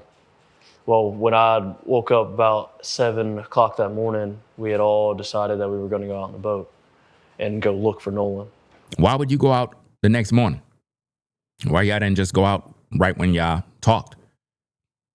See, these are the type of things, guys, that is just not making sense. Y'all could have went out and go look for him then because y'all said that he was with a girl, remember? Why would you wait till the next morning to go look for Nolan when you should have been looking for the girl? These guys are lying. They're lying, guys. There's nothing else that we need. They're lying. See, I'm now reviewing this video. They said that he did another interview somewhere else. I didn't see it. I'm going to have to find that and review that as well because maybe there's some more information. All I got to do is look at the videos and start putting things together. And once I see the signs that something ain't right, guys, I'm calling it out. Straight up. Somebody's lying. That's why they say you have the right to remain silent. Anything you say can and will be used against you in the court of law. It's just that simple. That's why it's good to just shut up. Wyatt had already. And think about this. I thought they said that all these folks got attorneys. Attorney would have told you to shut the F up. An attorney would have told you, don't even do this. Just stay quiet. Let me handle it. Right? Let's go. Had his boat still in the water. We took that boat out. It was What day are we talking? That's Sunday morning. Sunday morning on the 6th. The 5th? So it was Saturday the 4th was the 4th of July. Mm-hmm. The 5th was Sunday. We were on the water from 9:45 to 11:50, 12 o'clock era, about lunchtime. Mm-hmm. While we were on the water, we talked to a rescue guy, and he told us to get off the water and said that they kind of had the island and the water under control. That's the professionals, man. Yeah. They told us to get on social media and find out any information we can. And by that time, we had already talked to a good amount of people. What? Whoa. Let's rewind that back. From 9:45 to 11:50, 12 o'clock era, about lunchtime. Mm. While we were on the water, we talked to a rescue guy, and he told us to get off the water and said that they kind of had the island and the water under control. That's the professionals, man. Yeah. They told us to get on social media and find out any information we can. And by that time, we had already talked to a good amount of people out there, so it just made sense. So we went back in and we concluded our search and started the search off socials and started sharing everything we could and try to get a hold of anybody that could have talked to Nolan. Up to now, sir, you and Warren, y'all didn't even try to find the girl. I find that rather questionable. That you guys are out there at sea. You guys wait till the next morning. So it don't make no sense. It's almost like you guys waited purposely for the next day to go out to make it look like you're helping out. But you didn't want to go out that night for whatever reason. But you never made contact with the girl. I thought Nolan was with a girl. You guys said Nolan was with a girl. You guys said that there was thousands of people at the island. So surely you guys could have went back and find out what happened. Find the girl. But I don't hear nobody talking about the girl. Because Nolan wasn't with no girl. See, what we need is an interview with the girl, not text messages, bull crap that you find on social media, a bunch of clickbait. You know how much clickbait is on YouTube about this girl that Nolan was with? Just a bunch of, the girl that was with Nolan breaks her silence. And then when you click, there's nothing there but silence. No information. Just a bunch of lies. Let's go. That Nolan possibly would have reached out to. And that led into the night. It led all night long. I didn't sleep at all Sunday. Monday, I was up at 5 a.m. I was putting fuel in our boat at 6. I got told that we were taking out another boat to Chandelier at 7. So I put my boat back on the lift, and I went to McDonald's, and then I got the news after I left McDonald's that his body was found. Guys, when I tell you, I don't have the proof that these guys killed Nolan. At the same time, these guys know something. These guys know something. They're not fooling me. And I can see it all over them. They know something. They know that something happened, and everybody's in agreement. And let's just act like we don't know.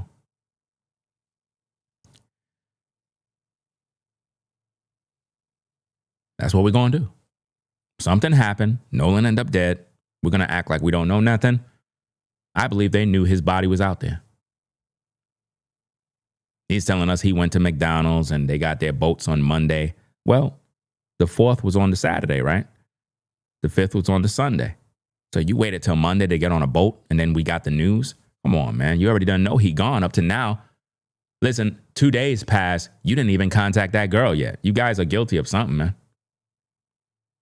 Notice, the 4th, 5th, nobody contacted the girl. Where the girl at? She had to get home, right? How come nobody contacted her? Hey, you got home? Yeah, I got home. Okay, where's Nolan? Where's Nolan? Where is Nolan? See, these videos incriminate people, fam. That interview can bite him. That interview can mess him up. Just like the interview with the white kid. It can mess him up. Because it's not answering questions. It's creating more questions. It's creating suspicions now. Because nobody up to now contacted the girl. From the 4th to the 5th, all the way to the 6th, I haven't heard him not once said, we got in contact with the girl. What time did she get home? Did anybody ask her that? Am I the only intelligent person on social media? Why nobody contacted the girl Nolan was with and asked her, what time did you leave Horn Island? Nobody's talking about it. You know why? Because they lying. It's difficult to build lies that is outside the narrative. It's very difficult to construct those lies because now you got to get in contact with everybody to create a new bridge to branch off the lie into a new direction, to cover yourself. Too many lies been told to create a new narrative now. This is a mess. Hit that like button, subscribe to the channel. Let's go. So it was already a plan that we were going and searching and trying to do everything we possibly can. You ain't do everything you possibly can. You ain't called the girl. Sir, you did not call the girl. None of y'all. You guys made it clear that Nolan was with a girl. Okay, contact that girl and let's find out what happened. Since she was the last one with him, right? She would know, right? But no, nobody's talking about the girl. And that's all I wanted to do. Is I wasn't there to help him out in his last minutes. But now I feel like as a friend and as one of my guys, man, I do everything in my power to help now. And that's why I have reached out to the family. I have donated to the family and I have given them just your normal death gifts, I would say, as you pay your respects. And do you think Benjamin Crump being involved in this case made it better or worse? 100,000 times % worse. I think that question is irrelevant. I think that they need to be focusing more on how did Nolan die. He's focusing on Ben Crump to distract us so that we could focus on expressing our dislike for Ben Crump. Again, I don't like Ben Crump. It's irrelevant. It's irrelevant. If you're an intelligent person, you would know that Ben Crump is a race baiter, a race hustler, a guy that's only focused on making money off of black people. And, you know, he's always making something a racial issue. We should know this already. Any intelligent person. So I don't need nobody to convince me by asking that silly question. So I'm pretty sure Officer Tatum know that Ben Crump is a joke. So let's not focus on that. That's a distraction. Let's focus on getting this kid to open up more so we can find out what happened to Nolan. Why you didn't ask him, why you guys didn't locate the girl? I mean, Warren said that they told Nolan get on the boat, but Nolan was like, look, I'm going to stay with the girl. Okay, why you didn't call the girl? Why none of y'all didn't call the girl? Did anybody reach out to the girl? Why Officer Tatum didn't say this, guys? Because he Trust me, he know, but he ain't gonna say it. He got to make these guys look good. Remember, that's his agenda. He got to make them look innocent. That's what he got to do. Now, again, I don't got no proof these guys killed Nolan. I don't know. I'm not passing judgment. At the same time, I could speculate. I could put the puzzles together, and I can call out the BS when I see it. And I see a lot of bull crap. I haven't heard these guys not one time say they reached out to the girl. She's the missing link in this mess. Let's go. I've donated to the family, and I have giving them just your normal death gifts, I would say. As death gifts? Death gifts? He also said he donated to the family? So you donated to the GoFundMe? Really? Why are you telling us for? You want pats on the back? You want some sort of credibility? You want us to say, wow, you're such a nice guy. You donated to the GoFundMe. Bro, I don't care. I don't need to know. That GoFundMe is a whole hustle. That family ripped the black community apart by taking all their money. You understand? I've been screaming from the mountaintop, trying to warn black people to stop sending their money. They don't care. They just keep sending their money away. Black folks sent Carmelo Anthony $700,000. Look where Carmelo is right now. 35 years in prison. Waste of money. Waste of money. Now they sent this family $800,000 for nothing. When Tyler Perry paid for the funeral, Colin Kaepernick paid for the independent autopsy. So everything was already paid for. So what's the point of all this money? All that money is going to the Philippines, y'all. Not the black community. Let's go. you pay your respects. And Do you think Benjamin Crump being involved in this case made it better or worse? What do you expect him to say? It's a stupid question when you really think about it, Officer Tatum. Like it was an unprofessional question of you to ask. Did it make it better or worse? I mean, it's such a easy question to answer. Like, that's what I'm saying, man. I think you did a terrible job with this guy's interview thus far. This is not good. Part 1 and part 2, you did a good job. Part 3, 4, and 5, all of this is red flags at this point. Bunch of red flags. You asking questions that are distracting the viewers at this point. You're distracting the viewers to turn the direction somewhere else rather than focusing on questioning this kid to get answers. Why you didn't call the girl? Did anybody try to reach out to the girl Nolan was with? Did anybody in the group know the girl? That's another question. Did anybody in your circle know who Katie is? Do y'all know who she is? Did she go to the schools, the colleges, whatever the case is? You know, how long did Nolan know her? See, all of this is, these are the questions. Officer Tatum, man, I don't know, bro. You did a terrible job. You did a terrible job. You're showing favoritism. You're not really grilling this kid to really get answers. You're not. You're playing games.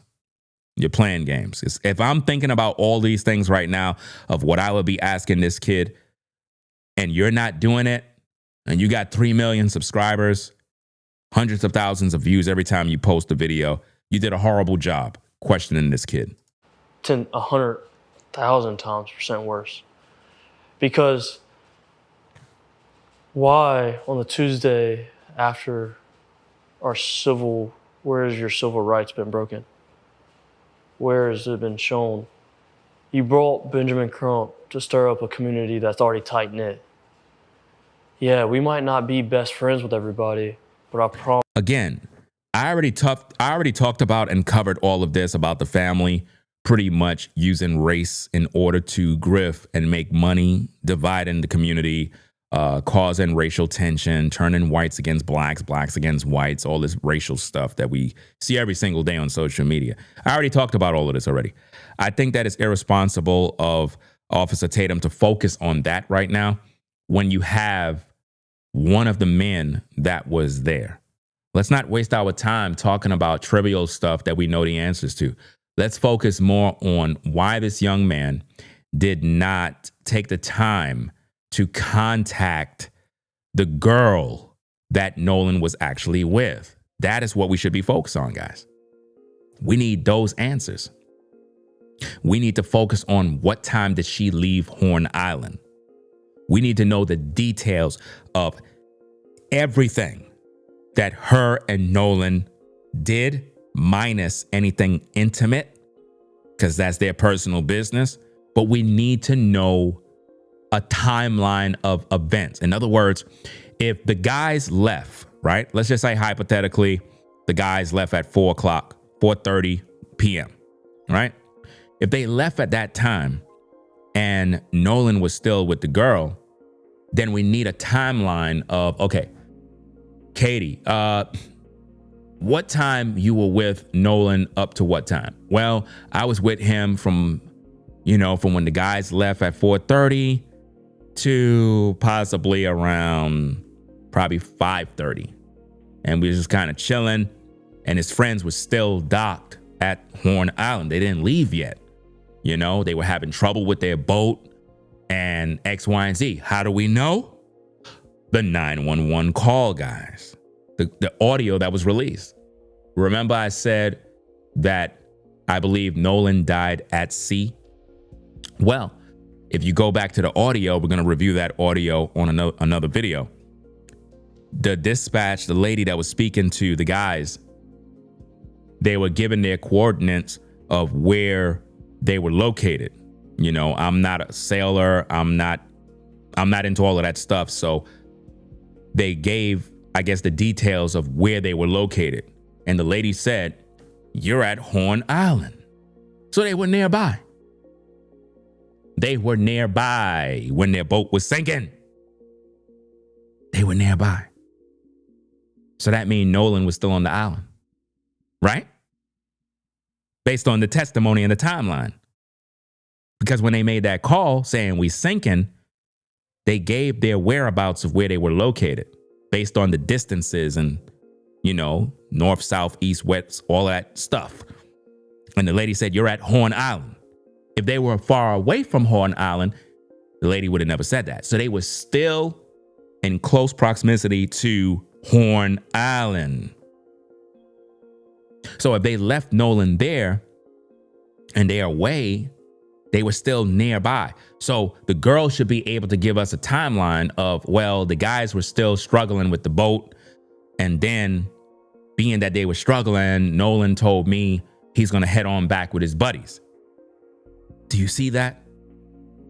That would clear the girl so she could go on about her life. And now it puts the ball back in the friends' park that Nolan went back with them. So somebody's lying, and we need answers. If you're talking about Ocean Springs as a whole, Ocean Springs is going to have Ocean Springs back 110%. We back each other. Everybody I've seen, we back each other. And for them... Well, she put out the photo because she wanted to turn whites against blacks, blacks against whites. That's why she did that. That's why she did that, guys. When she put this photo out there, that set the internet on fire. When she did this. When she put these photos out there, the first step is, oh, these white guys, they're racist, and they set Nolan up because they wanted to kill him. And I keep saying, if these are Nolan's buddies, right, then he grew up in the sandbox with these guys, went to school with these guys, and it is what it is. He hung out with these guys. It's just that simple. So why would she put this photo out there? The first thing everybody going to think is that they killed him. Think about this, guys. If those photos were never released, right? Let's just say, hypothetically speaking, the photos were never released. Would anybody be blaming white people? You might have a few pockets of social media grifters and race baiters. They might be saying white people, but they would have nothing to stand on. So for the mother to put that photo out, she knew what she was doing. She knew that was going to set the a chain reaction. As soon as you publish this on the internet, man, oh man, the grifters are coming out. Once you post these photos, look at what they're saying in the comments. Something tells me this guy did it. Did what? See? They already accused that guy of killing Nolan. Yeah, he's suspect. Grin speaks volumes. So just you grinning speaks volumes. So what about Nolan's grin? Do you see what I mean?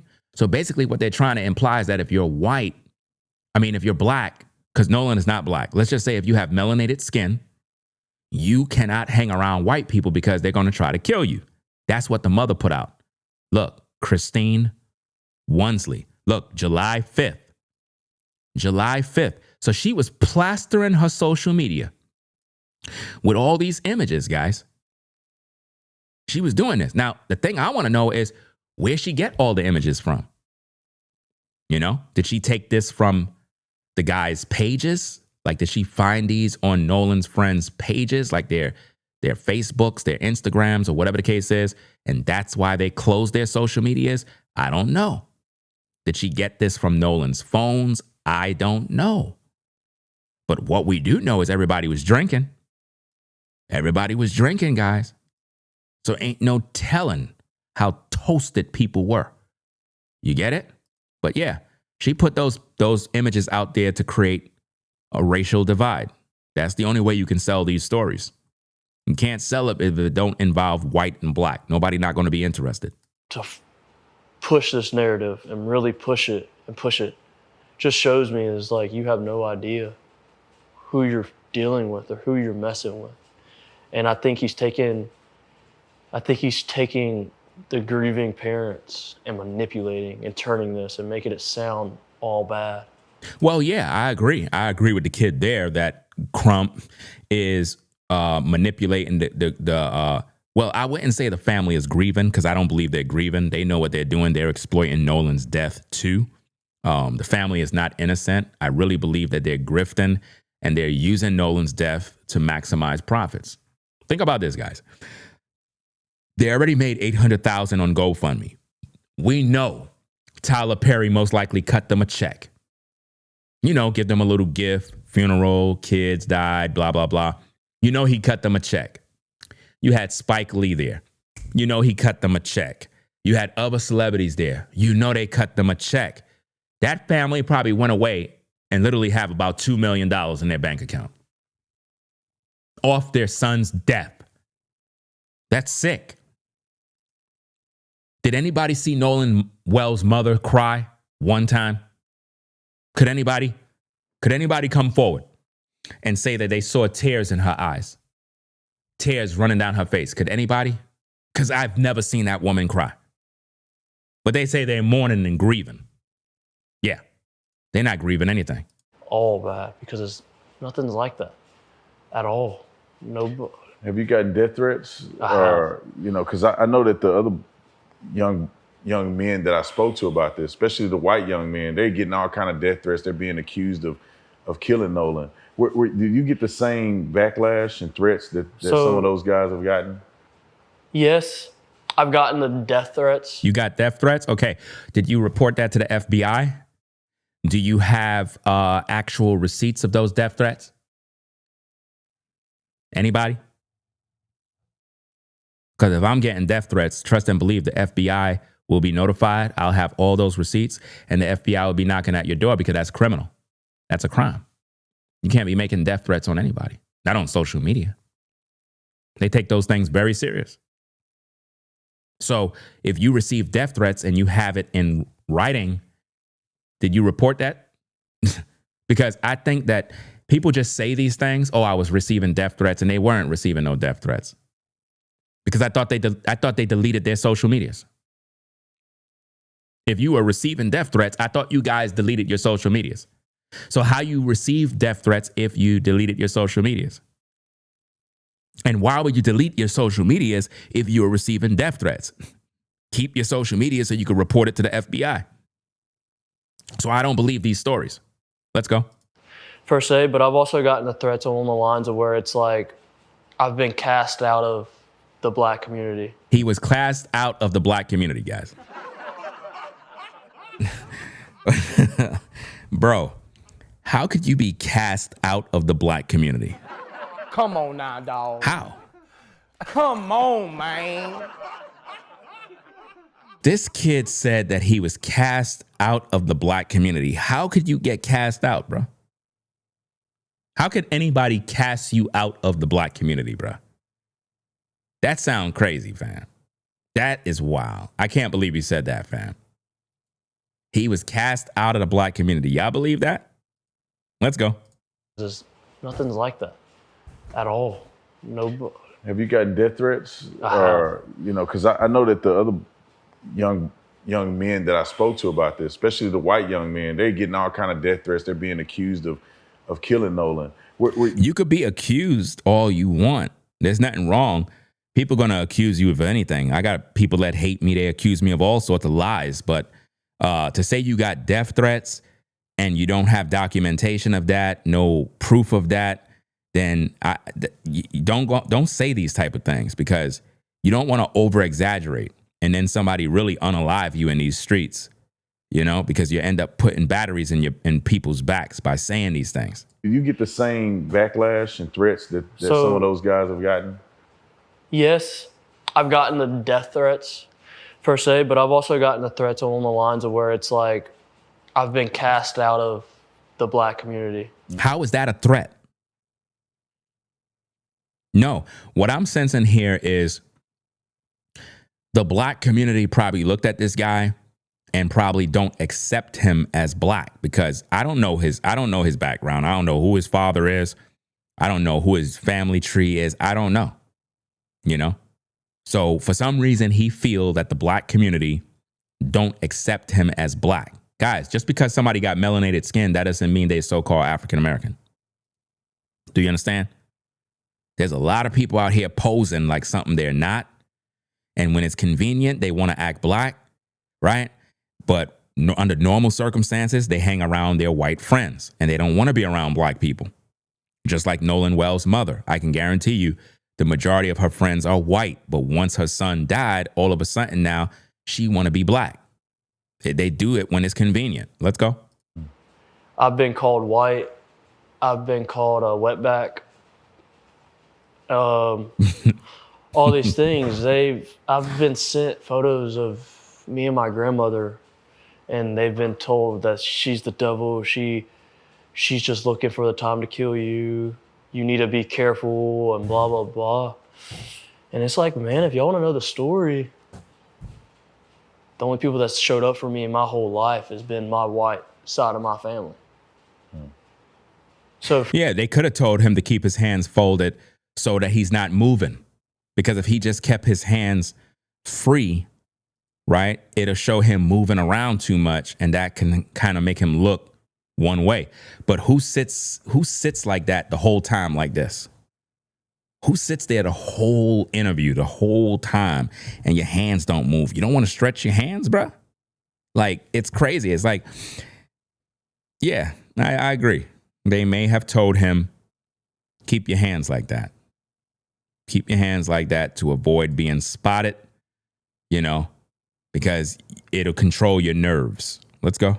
for y'all to sit there and drag their name and to drag me down, and I'm supposed to be one of y'all, and you're supposed to have my back. And we're See, I'm supposed to be one of y'all, so he don't feel that the black community got his back. He believed that the black community rejected him and called him white. be in this together, and it's really eye-opening. Did it shock you that it turned this way? Meaning that, you know, you see everything happen. Nolan was your friend. From all the young men I talked to, it seemed like Nolan was the life of the party. Everybody loved Nolan. He gets along with everybody. The life of the party? So now all of a sudden Nolan is the life of the party, right? Really? But everybody left Horn Island and left Nolan with the girl, but Nolan is the life of the party? Come on, stop. Everybody's cool, and everybody feels like Nolan made them feel like everybody's his best friend, right? I mean, everybody felt connected to Nolan. Were you shocked that it turned like this? I mean, where this community was tight-knit, Nolan's friend group was tight. He ends up losing his life in an unfortunate situation, which nobody knows exactly what happened. Did it shock you that it turned into some racial thing? Yes, racial, I do agree. Now, it going famous or going viral, that part didn't shock me. Thinking about it and being honest, like that's not a surprise because everybody did love Nolan, especially around here. Everybody loved Nolan. So for people to repost that, they know Nolan. I mean, they know he did not have one hateful thing in his heart. And racism, no, that was a shock. That was a complete shock from his mom and from his stepdad. Stepdad.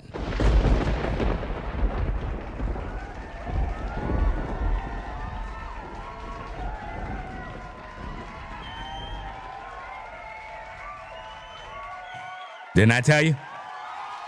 Didn't I tell you? I told you guys from the beginning of my investigation that that's his stepdad. A lot of y'all condemned me and told me that was his biological father. Now we got Nolan's best friend confirming that's his stepdad. So all the people that condemn me after the live stream is done, please come in and give your apologies. I told you that's his stepdad, but notice the media don't say, oh, that's his stepdad. No, they say that's his father. That's his father. So everybody believe Nolan is African American. I told you guys. I told you. Get back to the content. For people to repost that, they know Nolan. I mean, they know he did not have one hateful thing in his heart. And racism, no, that was a shock. That was a complete shock from his mom and from his stepdad. Like, that's a shock. That's an utter shock because it's like, first off, I don't know how to word this. Nolan wasn't fully black. I mean, guys, what else do we need to say?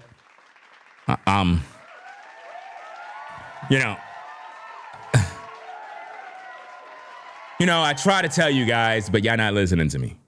I told you guys, but y'all won't listen to me. Nolan is not black. He is Filipino. I told you this for 1,000 times, guys. Even his friend told you. Why? Because he feels some type of way. I don't know. Maybe he's mixed with, well, whatever they call, because there's no such thing as mix, but this is something that they love to say. So let's just say maybe his mom is black, father might be white, or whatever the case is, and then he just automatically think, oh, I'm black, So he feels some type of way that the black community rejects him and calls him white. So being that he feels some type of way, he's like, you know what? I'm going to throw Nolan under the bus. That's Nolan's stepdad. Nolan ain't really fully black. Yeah, Nolan's like me. So why y'all giving me a hard time? Why y'all not treating me like I'm black? Y'all treating Nolan like he's black, but he's not really black. He just threw him under the bus. And y'all still don't get it. Y'all still sending that money to that GoFundMe. I told you, all that money going to the Philippines. All of that money is going to the Philippines. Let me bring it up. Let me see if I got the receipt. Give me a minute. Here we go. There go Nolan's mother's family. They're going to enjoy that wonderful money. And there's nothing wrong with you if you're from the Philippines. If you're Filipino and you watch my content, there's nothing wrong with you if you're Filipino. At the same time, let's not call you African American, because you're not. Embrace your culture, your heritage, your people. But don't try to blend and mix mingle with the so-called black community. Don't do that.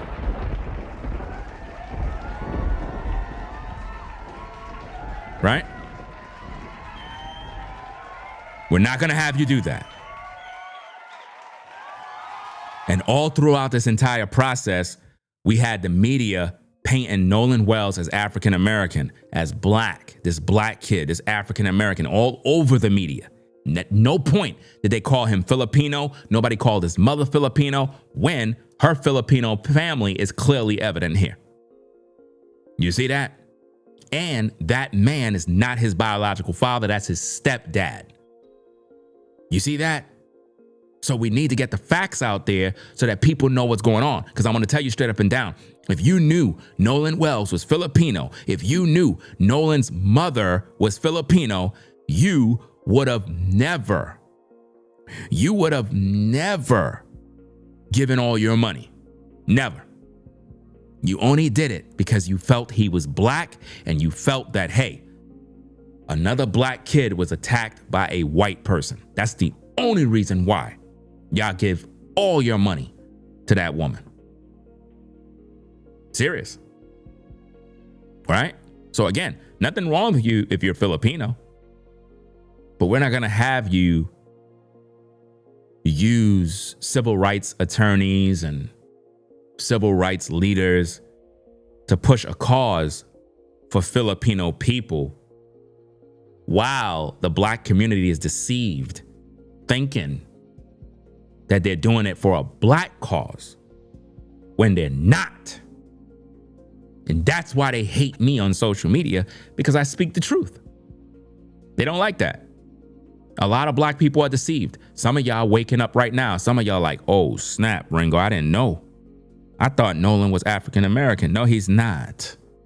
He's not. They literally lied to us, bruh. Well, to you, not to me. I already knew this from day one. Let's get back to the content. Hit that like button. Subscribe to the channel. Nolan's mixed. Let's rewind that back. A little. Let's rewind that back. We got to hear all of that again. Let's hear it again.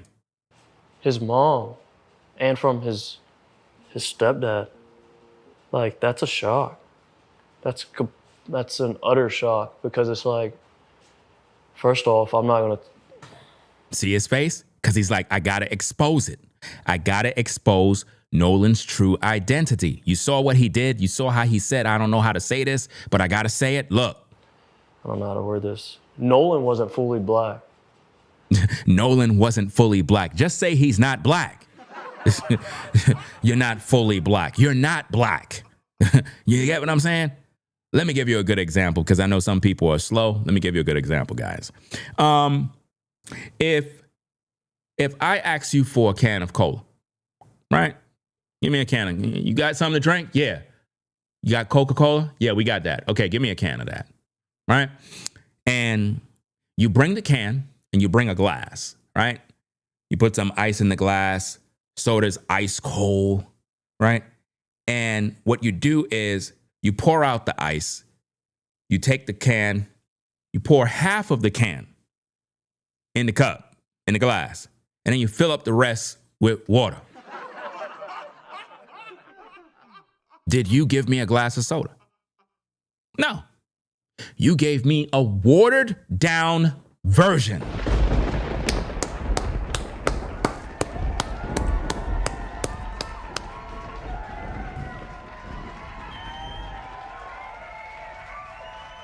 That's right. Yeah. I want an authentic can of cola. I don't want a watered down version. If you are a watered down version, you are not the real McCoy.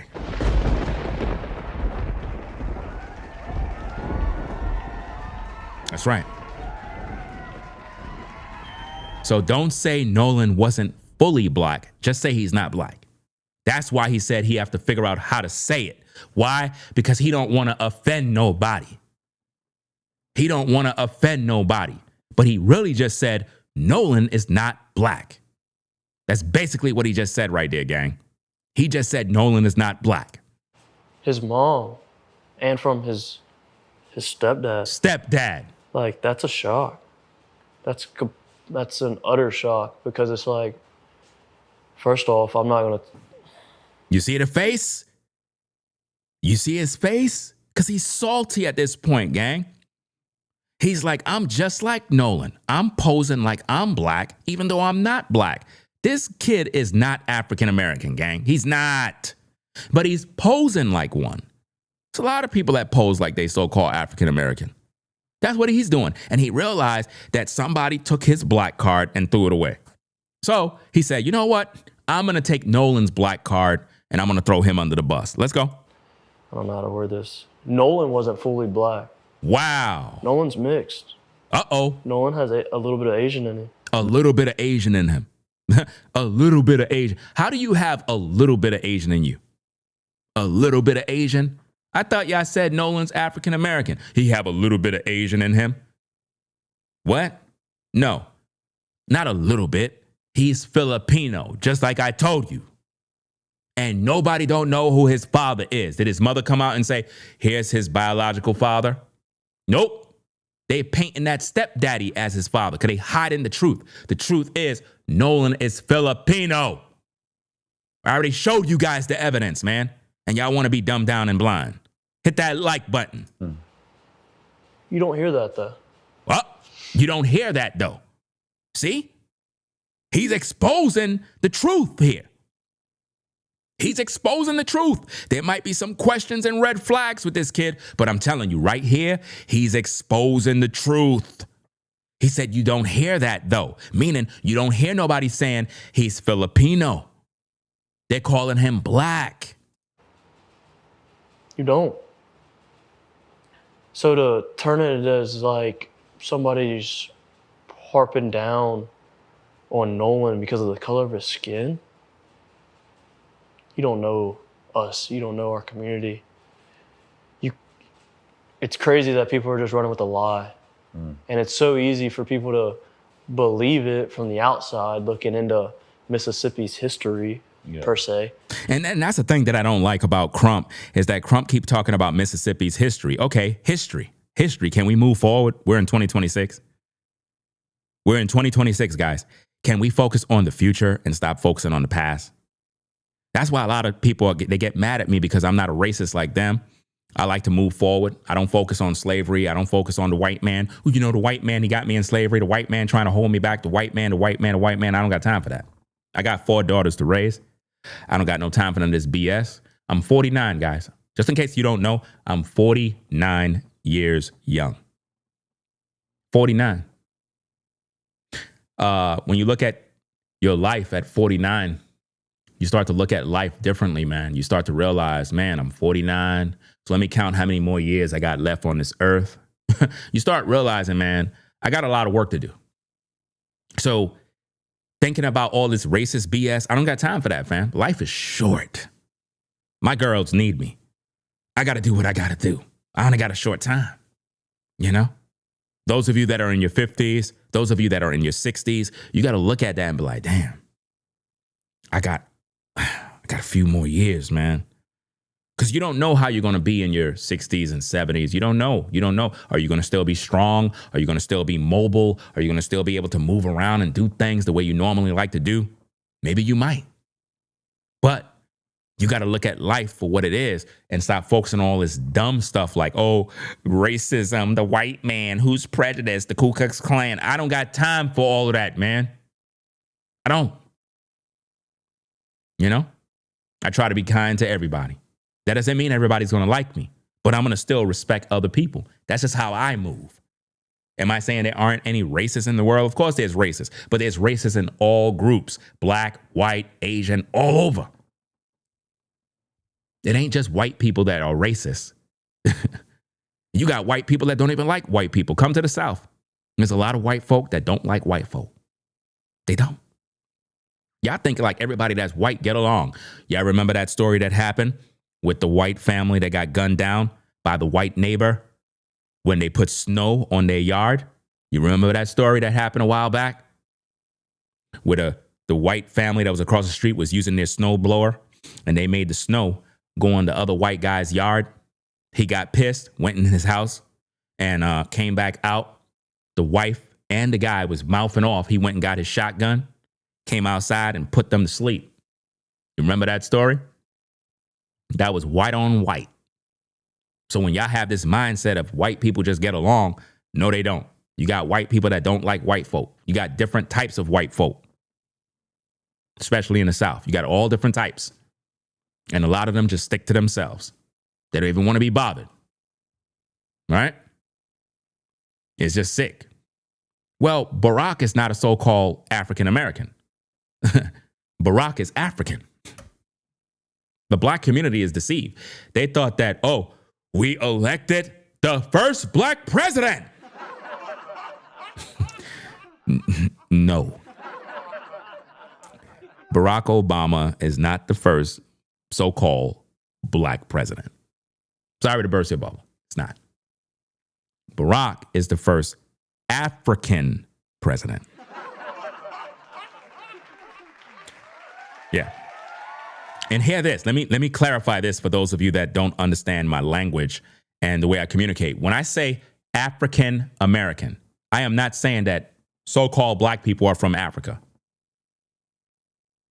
Neither am I saying so-called black people are from America. This is a name that was put on so-called. That's why I keep saying so-called black people. Because black is a crayon color. It's not a nationality of a people. Right? So they call you African American. You don't represent two continents. It makes no logical sense. None of you that are in America can call Africa and they're going to claim you. Anybody can be an American. Anybody can come to America and get citizenship and be an American. Just because you're born somewhere doesn't mean that's what you are. Right? If I'm a so-called black man and I move my family to China and my child that is born was born in China, that doesn't make them Chinese.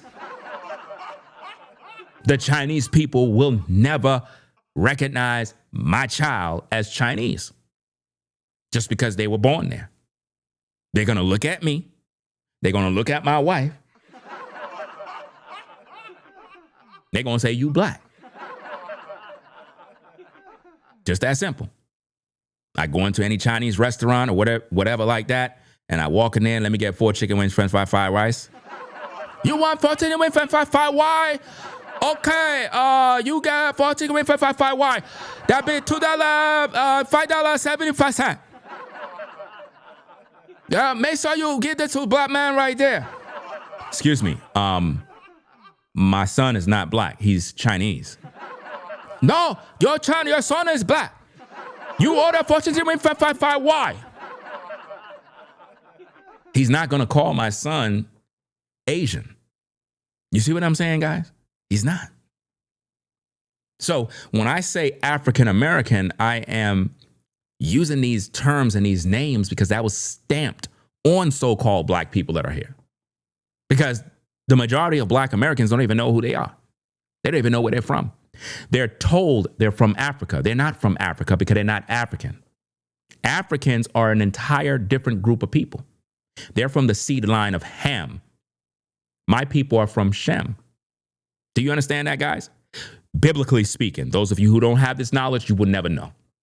The so-called black man, black woman that's in America that call themselves African American, Negro, black, they are the biblical Israelites that the Bible speak of. They're the chosen people of the Most High.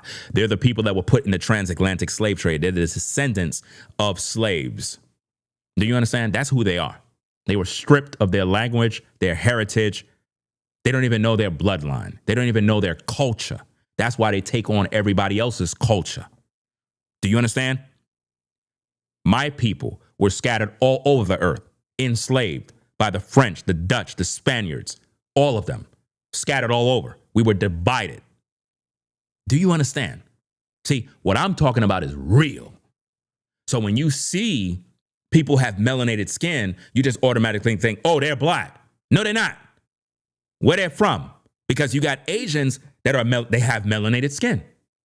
You got Africans, melanated skin. Egyptians that are melanated skin. You have all East Indian, melanated skin. Doesn't mean they're all the same people. Do you understand? So when we hear people going around saying African American, they're black, we just think everybody's the same people. They're not. I try to keep everything professional and correct historically. Too many people are lying. And when it comes to the black card, people want to use it when it's convenient. I can guarantee you, Nolan's mother, all her friends are white. And I can guarantee you they lived in a white community around white people. And if they felt Mississippi was racist and so bad, why they there? Why they there? If you feel it's so racist and horrible and it got a horrible history and a horrible past, why would you want to raise your kids there? Why? I am tired of everybody claiming to be black when they're not. We're going to get this thing straight tonight. Let's go. But it's like, you're looking at history. Let's go to each state's history. I bet they're not the best with black people. Like, people change. Every nation had a hand in slavery. Every nation. That is why those nations are empowered, and that's why the so-called black man, black woman is at the bottom. Economically, socially, financially, spiritually, at the bottom. And the reason why the black man, black woman have been placed in slavery is because God put them in slavery, because they disobeyed his laws, statutes, and commandments. If the black man, black woman return back to the Most High, repent of their sins, then the scriptures will be fulfilled. If my people, which are called by my name, shall humble themselves, turn from their wicked ways, then I'll heal their land.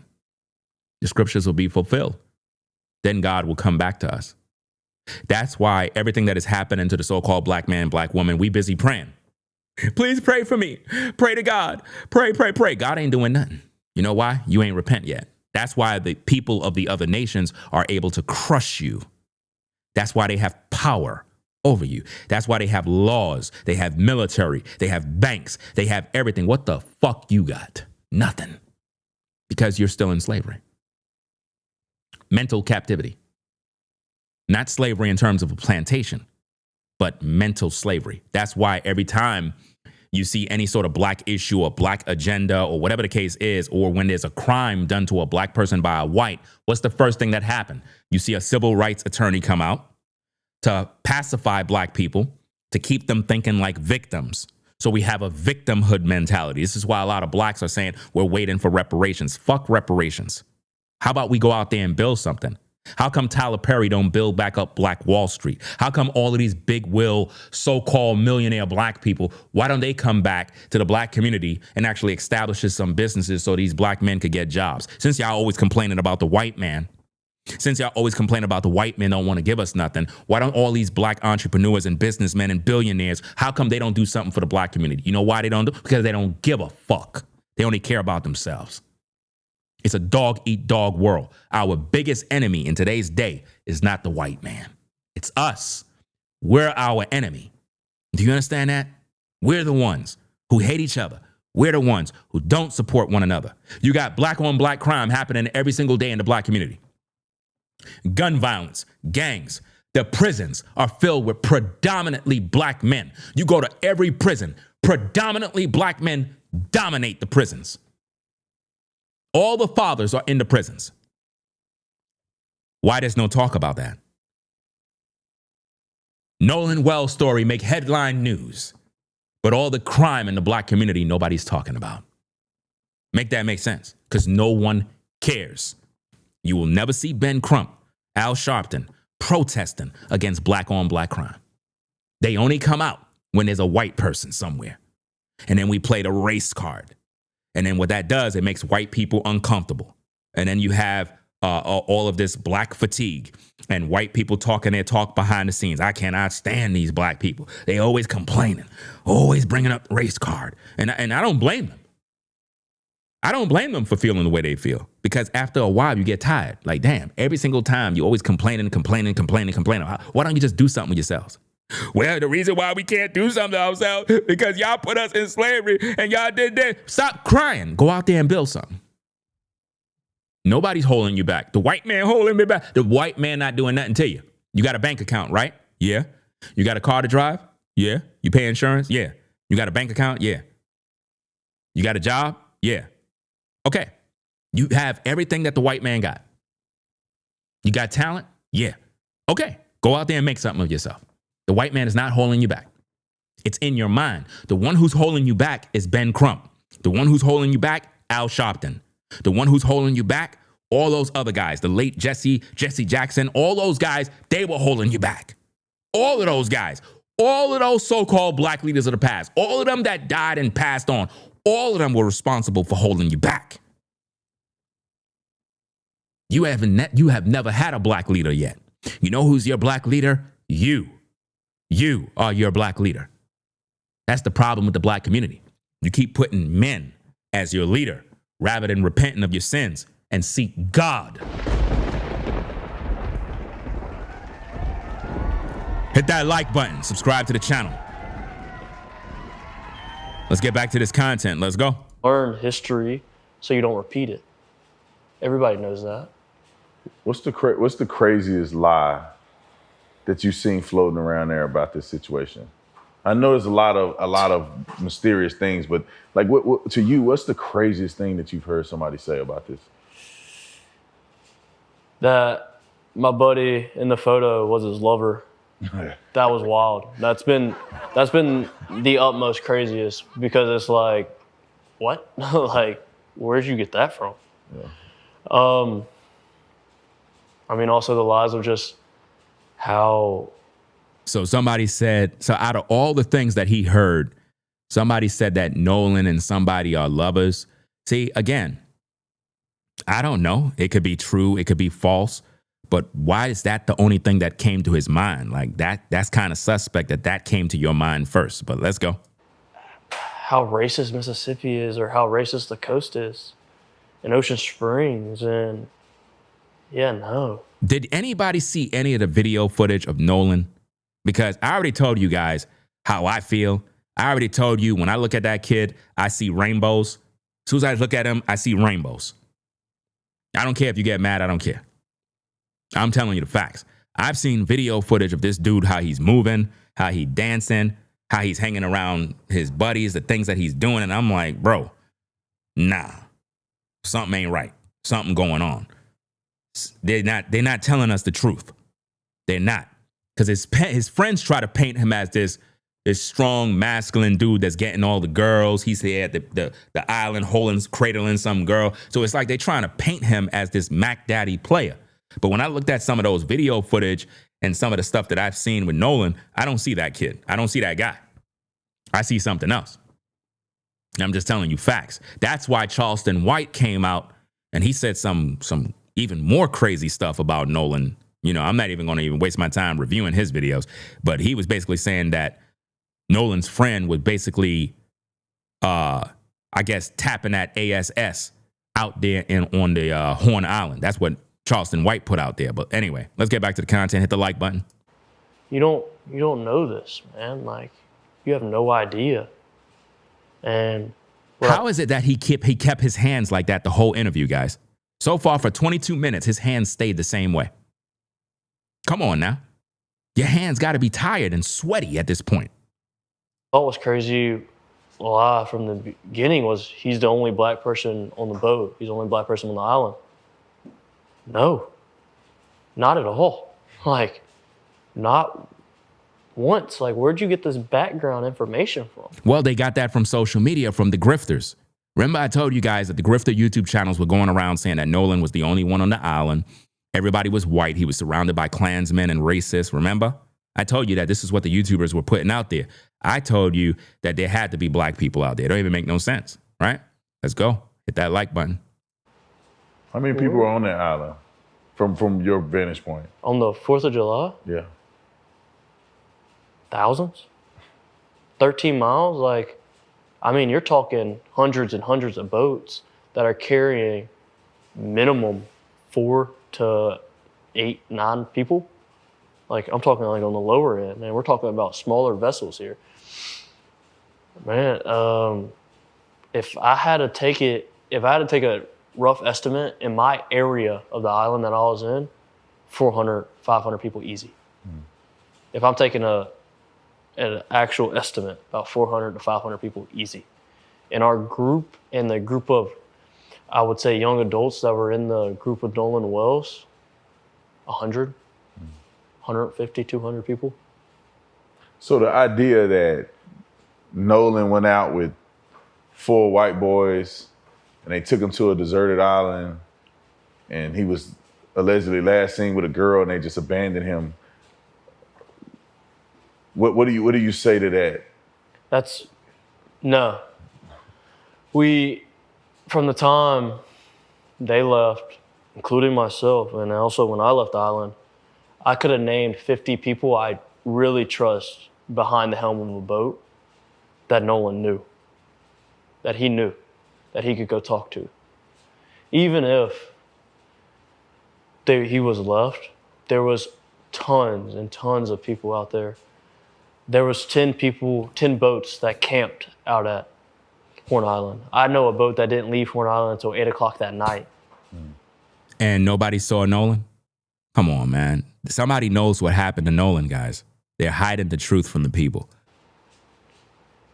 Nobody would have ever seen, take that back, nobody would have ever left somebody on Horn Island. That's a place of everybody loves to go and hang out. That's their peace.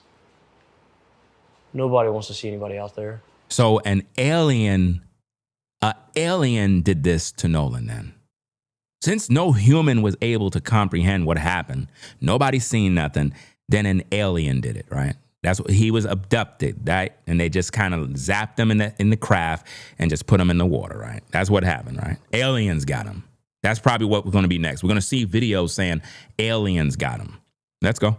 Especially in the boating community, and I could speak on that, like, genuinely. I grew up in it. That's absurd. It's absurd. So can you help me understand the fight a little better?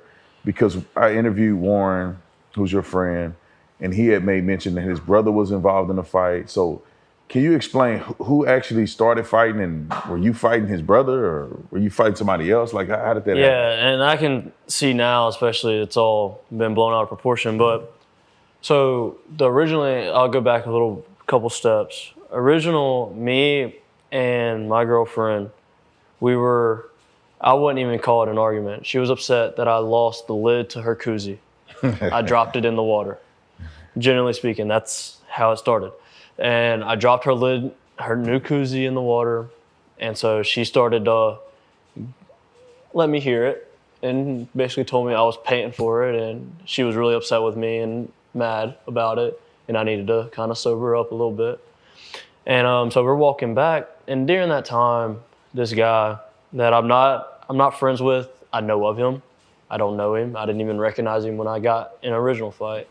He had butted himself into my conversation and basically was telling me how I needed to handle or address the situation with my girlfriend.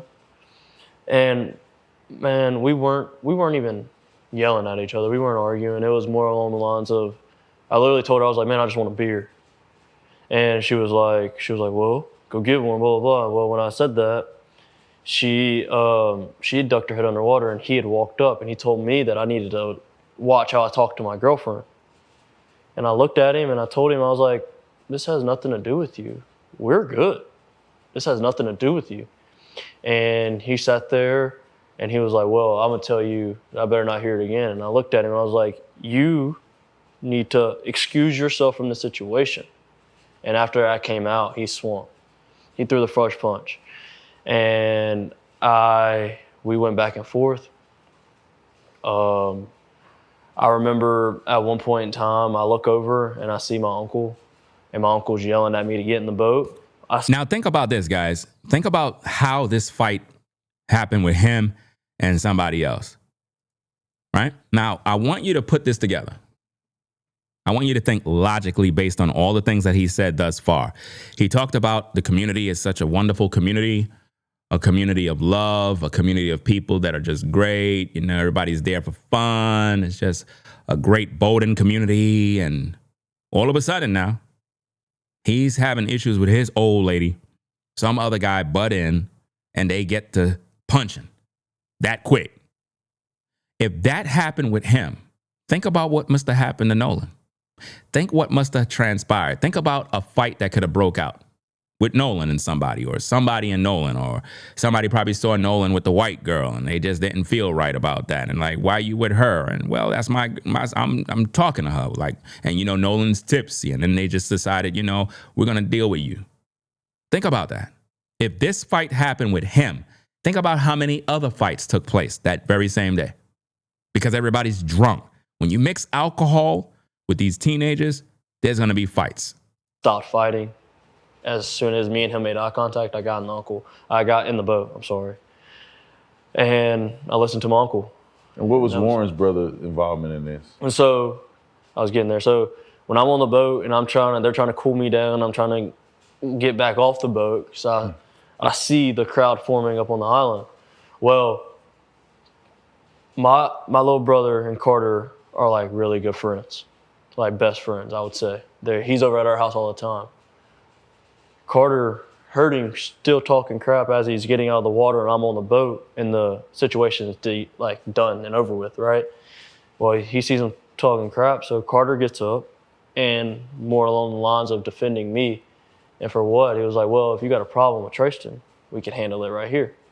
So what's the racial breakup of these people that are involved? So the guy that you fought was white. I'm the only black guy involved in this whole entire thing. Yeah. And at all. Like, so now he's black, guys. He just identified as black now. All of a sudden now. Remember I told you, fam, like some people just, they just call themselves something because they want to fit in or they feel some type of way and whatnot. So now he's the only black guy there now. He's fighting the white guy. Okay. It is what it is, guys. This is what we got to deal with, man. It's crazy. I don't know. Carter is white. The dude I got in a fight with is white. Mm-hmm. I was the only black guy involved with this. My girlfriend's white. My uncle's white. Why your girlfriend not black?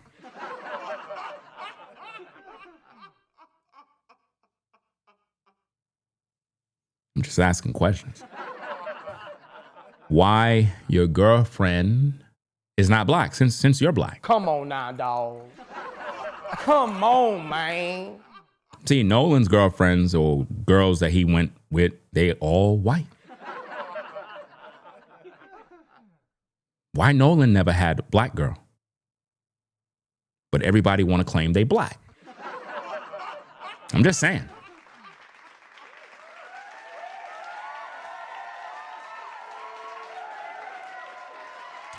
Let's get to the content. Hit the like button. There was no other black guy involved. And I know Ben Crump tried to run with a story saying that was Nolan. Well, it was like, nice try. But there was another black guy on the island, so now your whole narrative needs to change again. Speaking of that, I think Ben Crump did something else where he was trying to paint Nolan as black. Let me see if I could get that receipt. Let me see. Where is it? There was something that was post where they try to make it seem like, oh, Nolan got black friends. Let me see if I could pull this up. Matter of fact, the mother did this. Watch this. I'm going to show you this here, guys. This is crazy. And she tried to do this on July 11th. Because she needed to paint her son as black, right? So look what she did. Notice this. This is Christine's Facebook. She says, once again, our son had many friends. Now watch the friends, guys. This is what she posted on social media so it could look like, well, Nolan is, he's from the streets. He's from the hood. You know what I'm saying? He got black friends. You see this? That's what she posted because she's trying to prove that her son is black. You see this? So she figure, let's get this photo to try to make it look like, yeah, see? No, her son is Filipino. Just because he's sitting at a table with other kids with melanated skin, that does not mean, oh, these are all black men. It doesn't mean that, guys. You can have Filipinos that's all in this table. And you won't know. I could tell. Matter of fact, I could look at a few of them there and I could tell that they're not so-called African Americans. You would be surprised how many of these kids have white fathers. You would be surprised. But the mother put this out there because she wanted the public to look at him as African American because she had to paint that picture that, hey, they killed a black kid. A white guy killed a black kid. That's what she wanted the public to believe at the point. Remember, she's the one who published this image. This created the race war. This created racial tension. When she did this, she put out Nolan's white friends and painted them as killers. That's what she did. So when she published these images, social media went crazy. And they started to publish these photos. Mainly, I believe this was one of the photos that they painted to show that, oh, these are the guys that killed Nolan. And every black influencer ran with this photo. I believe it was this one. And they painted this photo as, yeah, these guys killed Nolan. The mother did that. Again, this is her social media, guys. See? Christine Wansley. Here's a better pic from July 4th. She put this out on July 5th. So she made it a race issue.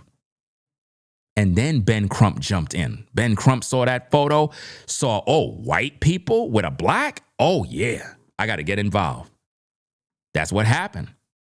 They made it a race issue. And that's how they were able to obtain all that money. Right. Like, you know what I mean? Like, but that was Carter's involvement, and that was kind of it. Like, after the fight, man, I remember getting off the boat. I got off the boat and I walked up to the island. I was telling people, I was like, hey, like, I just need to cool off. Like, let me be. This is after everything is dispersed. There was no crowd anymore when I walked. Okay, so what did Nolan do? Because I remember you said that a few after you running into Nolan, I think he said 10 minutes after or 10 seconds after he get into a fight. Okay, now that you had that fight, remember you said you told Nolan, I love you. Okay, did Nolan come back to say, hey, bro, man, damn, you was in a fight? This is what I want to know. Where did Nolan go and what happened? Off the boat. And I was like, I'm letting it be. Well, again, my uncle yelled at me and I was like, I don't care what you're doing. Get back on the boat. We're leaving. So I got back on the boat and we left shortly after that. So he left after that. Y'all can't see that everybody left and Nolan is behind? Do you see how he just got his alibi? That's his alibi. His alibi is I was in a fight and my uncle told me, get on a boat. We got to go. Why you ain't take your friend Nolan? See? So everybody leaving. You don't notice everybody left at the same time? Everybody left at the same time. He got his alibi. He was in the fight. Uncle told him get on the boat. Okay, cool. I'm going to get on the boat, Unc. We out. You see that? Where Nolan? If they were fighting, it was a bunch of commotion, right? So surely Nolan see all the commotion and be like, yo, what's going on? Yo, what's going on? Yo, that's my friend. How come Nolan didn't jump in?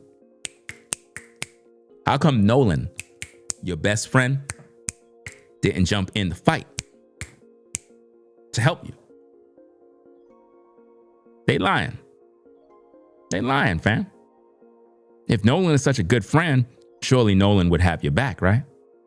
See, you forgot about that part of the lie. You forgot to add Nolan in. It wouldn't make a good lie the way you presented it. You should have put Nolan in the lie. It would have made it more believable. Hit that like button, subscribe to the channel. Let's go. And well, at least I know you from the interviews that you've done. How come Officer Tatum didn't ask him at that point, where was Nolan during the fight? How come Nolan didn't jump in? How come Nolan didn't say nothing? See, this is why I said, I don't think that Officer Tatum is really trying to get an interview to get to the answers of what happened to Nolan. Because the next question should have been, with this fight, where was Nolan? Did Nolan come back? Was Nolan on a boat? Was he on another side of the island? What happened? Where was Nolan? Because the goal is to find out what happened to Nolan. That's what we should all be focused on, right? Let's go. Some of the other boys haven't spoken out at all. Yeah. You've had a chance to use your voice to put the truth out there. You did an interview with, I think, ABC, and you also did an interview with the Rolling Stones. So he did 2 interviews. So this guy was on a world tour, guys. This guy was doing interviews, fam. So he got paid because you ain't doing these interviews for free. So somebody hit you up with a few dollars. So he did 2 interviews. I'm going to have to look those interviews up and find out exactly what he had to say. Let's go. My first interview, yeah, with Rolling Stone. The first interview was Rolling Stones, then ABC? And then ABC, yes. Now, from what you told me before this interview is that the Rolling Stones gave you a very fair interview.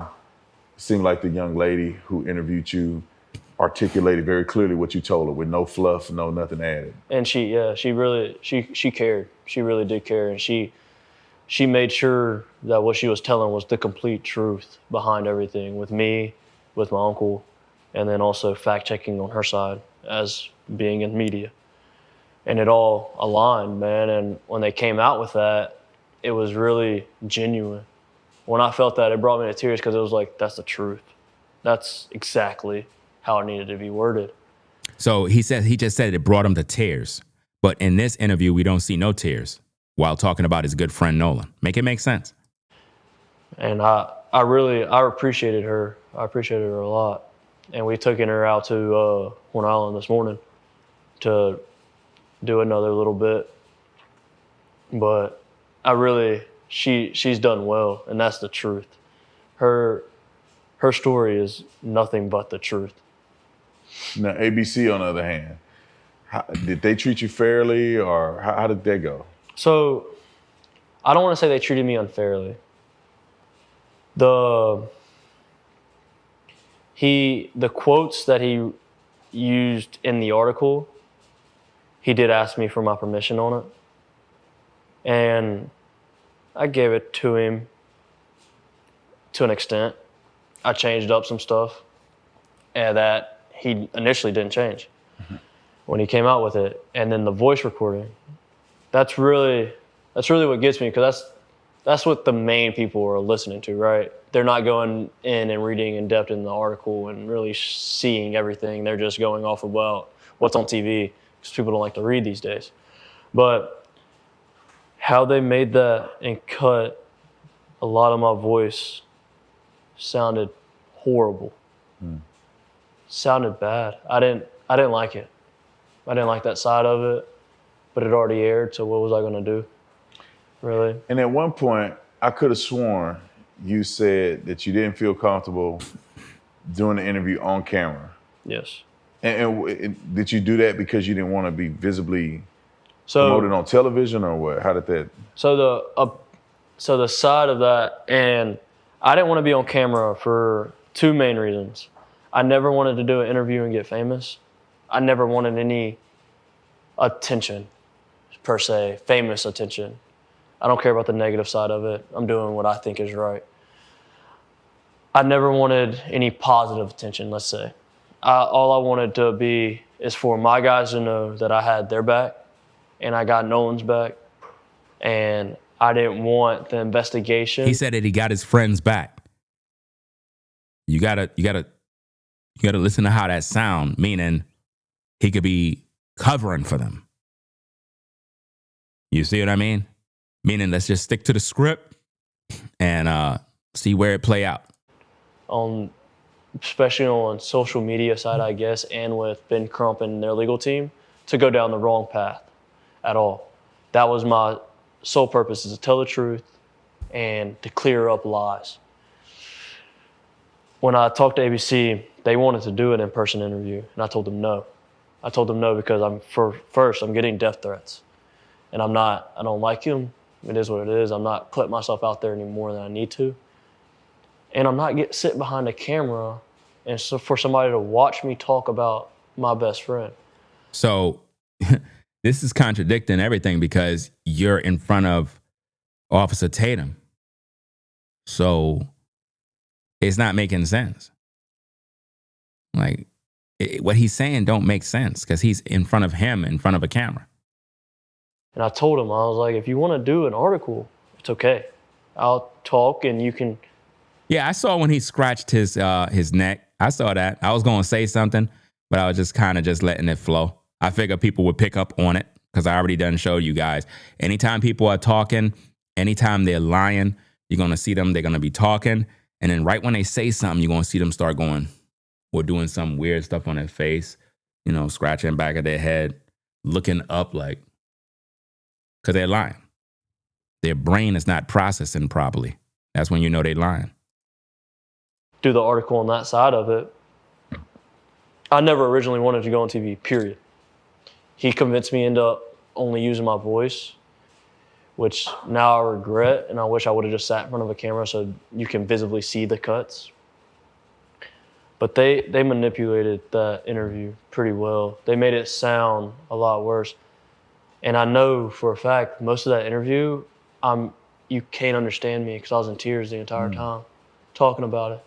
When he asked me about Nolan's death, and he put it if you listen to it carefully, he cuts it and I just say die. Nobody wants to see him die. I don't talk like that, man. That's not what I said. I did say died during at one point in our interview, but I said we didn't want to see his life being taken from us, period. They didn't put that.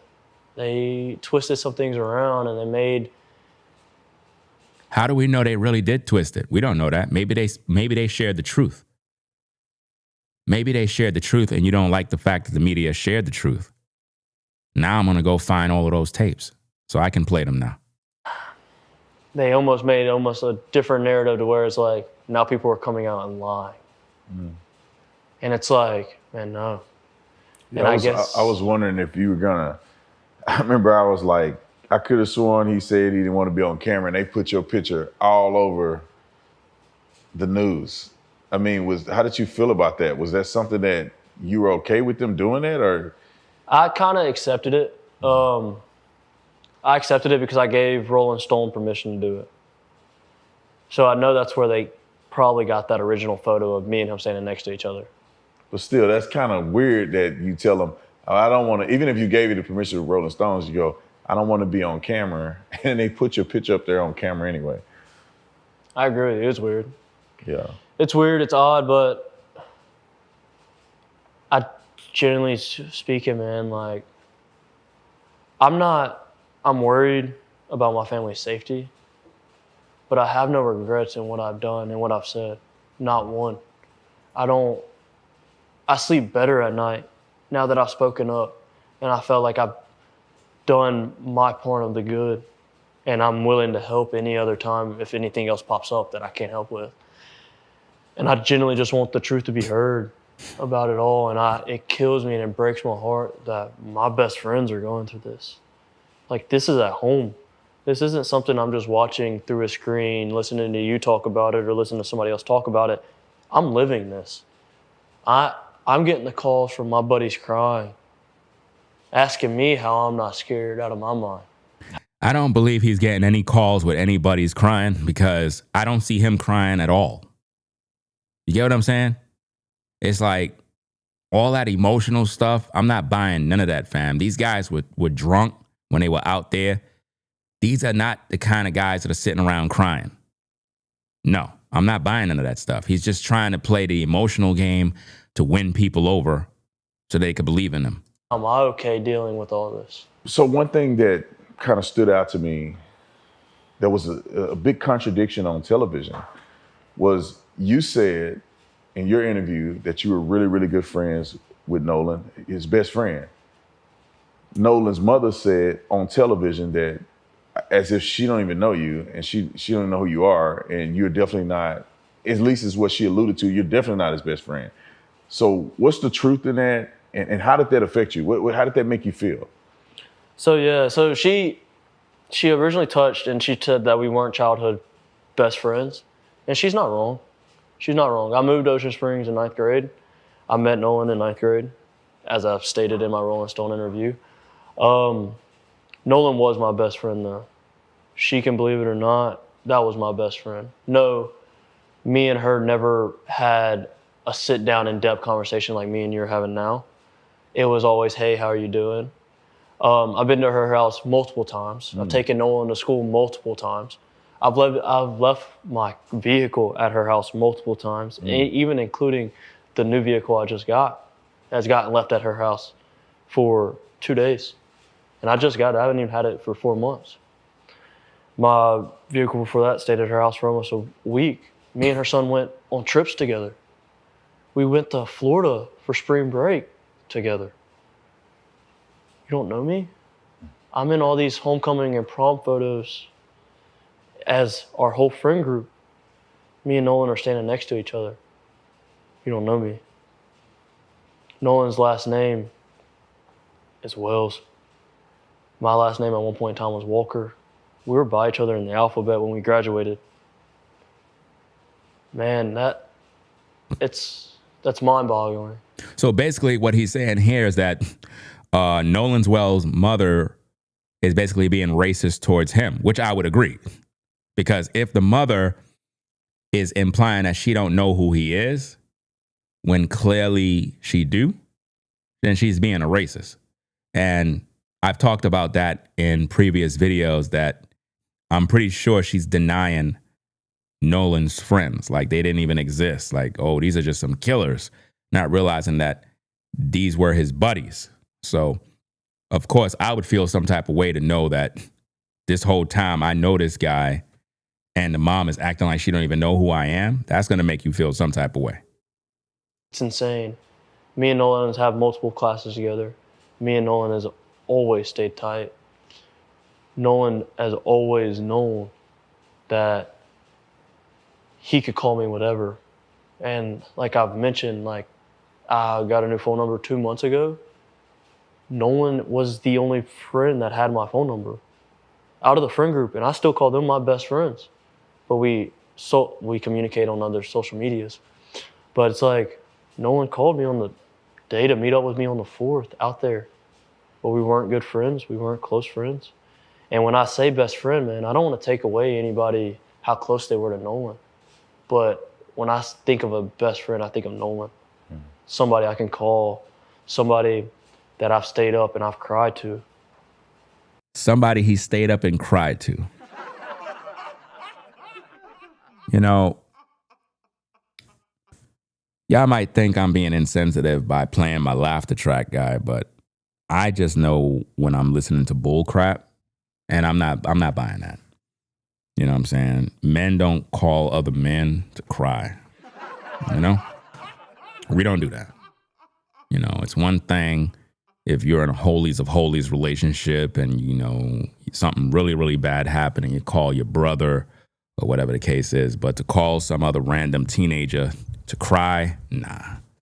We're not doing that, fam. He's lying. That was one of my best friends, generally speaking. She might not think it. That's okay. Me and Nolan knows where we stand with each other. And period. And Nolan knows that. Yeah, I appreciate you sharing that. You know, with interviewing with me, right? You know, we came out here to Mississippi.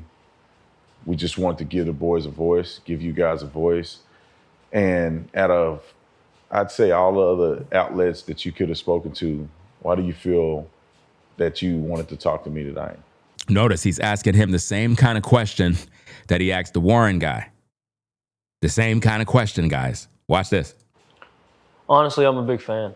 I know when I look at news articles, big news articles, obviously, and then I know you talk on them, I make sure I go I watch the full thread of videos. I think our morals align alike. And when we spoke off camera, like it didn't seem like you were out here like another news reporter that just wanted the next big story. What Tatum want is the next big story. What are you talking about? Tatum is a YouTuber. He's trying to make money.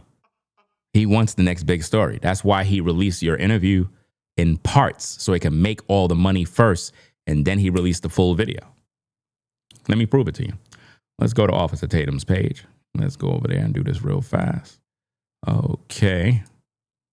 Let's go to Officer Tatum and let's figure this out so we can see this for ourselves.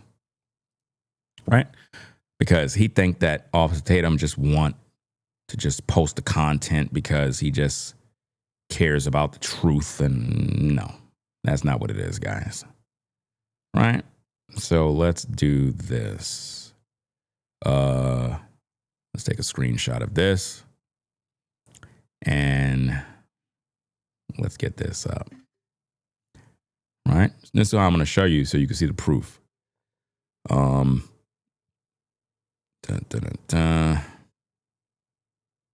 I want you to see this, guys, because you're not going to believe me. So let me show you this so I can show you how the money game work on YouTube, where how the big YouTubers make the big bucks, right? So let's get this up there. Let's close that. First thing first is this. 5 hours ago, Officer Tatum posts the full interview, 2-hour video. They lied to you about Nolan Wells and his best friends are speaking out. So this is the full video. It only got 25,000 views 5 hours ago. That's not good, being that it's on Officer Tatum's platform. It should have 1 million views, but there's a reason why it don't have 1 million views. Because it is. Now, as you can see, part 1 in the middle, bottom. Nolan Wells' best friend tells truth about Nolan Wells after backlash. Look how many views. 700. Let me open the screen more so that those of you that might be on a cell phone, you can see. Mobile device. See, 775,000 views. You know how much that equals in dollars, guys? That's probably like a $15,000 check just off of one video. Plus, he got 3 million subscribers. Guys, 775,000 views. When you have a 3 million subscriber count with ad revenue, sponsorship deals, and everything, this one video probably already gave him probably $15,000 to $20,000 on one video. One video, guys. One video. Now, that video got 775,000 views. This video, part 2, 440,000 views. It's another check. Let's not count that one. Part 3. You see that? 494,000 views for that one. Part 3. Part 4. Video part 4. 380,000 views. Right? And part 5, the one that we're reviewing right now. 465,000 views. Do you see all those views? Because he chopped the video separately when posting. You see that? So basically, he just kept getting views off the same video, where he could have just posted the full video and done. But look at the full video. 5 hours ago, only 25,000 views. Do you see how the math works? So, and the strategy that he used is not bad. I'm not saying that it's bad. What I'm trying to show you is that he's trying to make money. The money is what's important. He could have put the full interview out and done, but he said, no, I'm going to put it out in parts due to the popularity, the urgency, the interest. I'm going to get this engagement up and I'm going to wreck these numbers and I'm going to get paid. So the motivation is money, obviously. So when you hear him talking about Officer Tatum in terms of him being interviewed by him, it's not like Officer Tatum's motives for doing the interview is because he just want to get the truth out there. He's trying to get money. You know, that's the bottom line, to get paid. So let me rewind this back a little bit. Listen in. I watched the full thread of videos. I think our morals align alike, and he's saying our morals align. No, they don't. His morals is money. Your morals is clearing your name. When we spoke off camera, like, it didn't seem like you were out here like another news reporter that just wanted the next big story. He wanted the next big story. I've already proven it by the views. He put all the videos out separately. He wanted the next big story, which was you. Like you just said, it's like you genuinely wanted us to have a platform to be able to speak and to be able to tell the truth. If he wanted a platform to tell the truth, if he just wanted to give you a platform just so you could speak, he would have no monetization on those videos.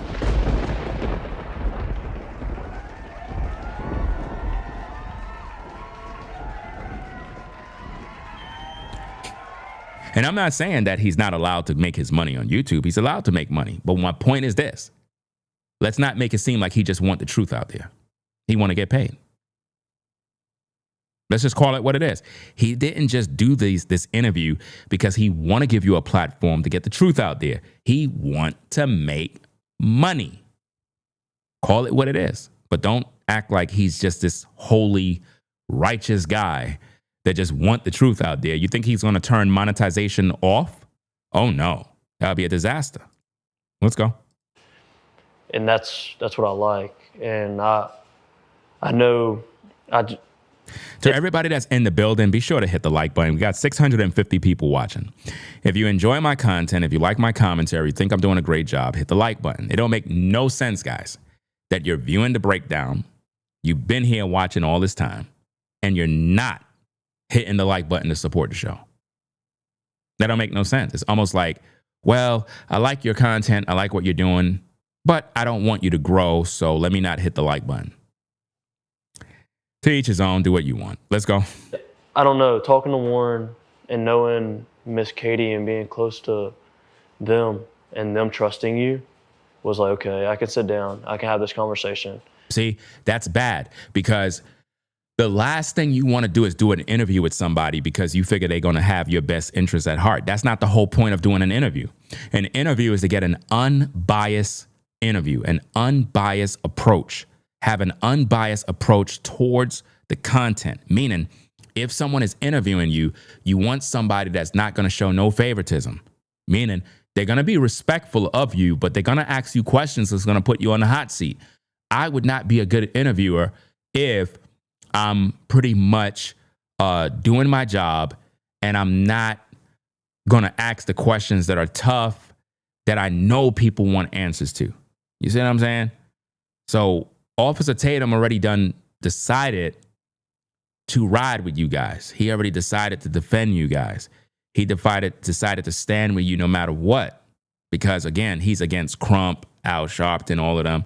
And I don't like Al Sharpton or Crump either. But the whole point is the interview is already rigged. It's been compromised. It's a conflict of interest. You know, that is like Officer Tatum is the judge and you know him personally. You're on trial and he's the judge. It's a conflict of interest. He's going to favor you regardless. So no matter what testimony we bring out during the trial, being that you know Officer Tatum or Judge Tatum, but we don't know you know him, he's already going to favor you. So even though we got the jury, even though we got witnesses, testimony, DNA samples, everything that could throw you behind bars, because Tatum know you, he going to let you walk. So this interview between Tatum and this guy, it's already rigged. It's already a distraction. Even if there's truth that's being told, even if the story is getting out there, even if, whatever, it's still a biased interview. It's not straightforward. It's not clear to the point. It's going to miss, Tatum is not going to ask all the right questions because it's scripted. Let's go. And we can go through it and we can have the interview on camera and people can see me really. No, they're not seeing you really.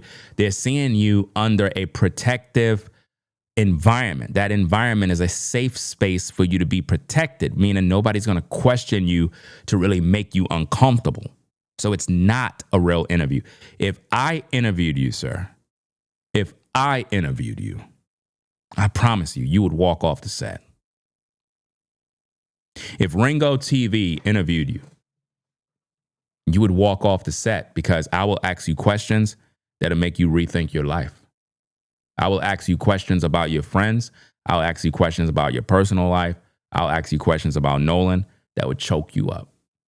You wouldn't even know what to do. You'll get offended. You'll walk off. You'll literally leave. That's how I know it's not really an interview. It's just content, just for the people to get the clicks and the views. There's a lot of stuff that's good for the case that could be used. But if you ask me, this interview is not answering questions. It's creating more questions and doubts. And it could potentially be incriminating to him because of all the things that was said therein. Later on, it can bite you. Let's get back to the content.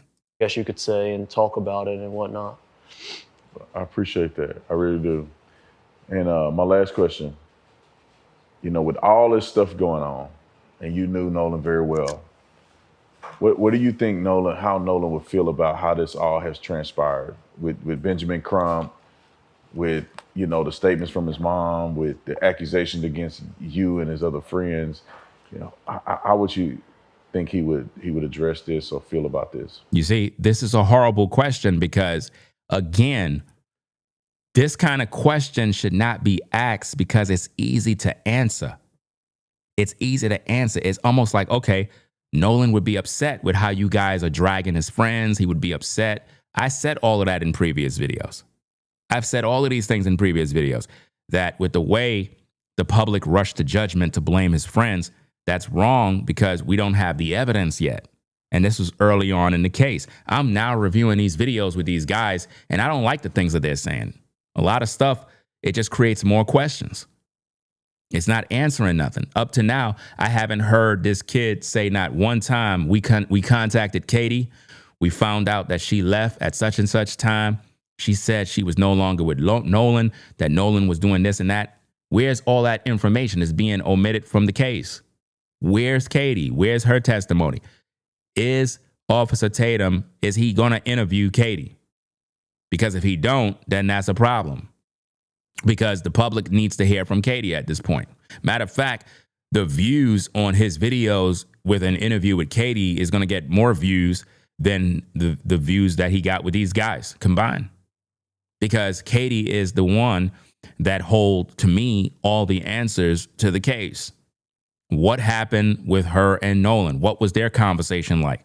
What was Nolan's mental condition? What was his state of mind? Was he drunk? Was he intoxicated? Did he speak to other people?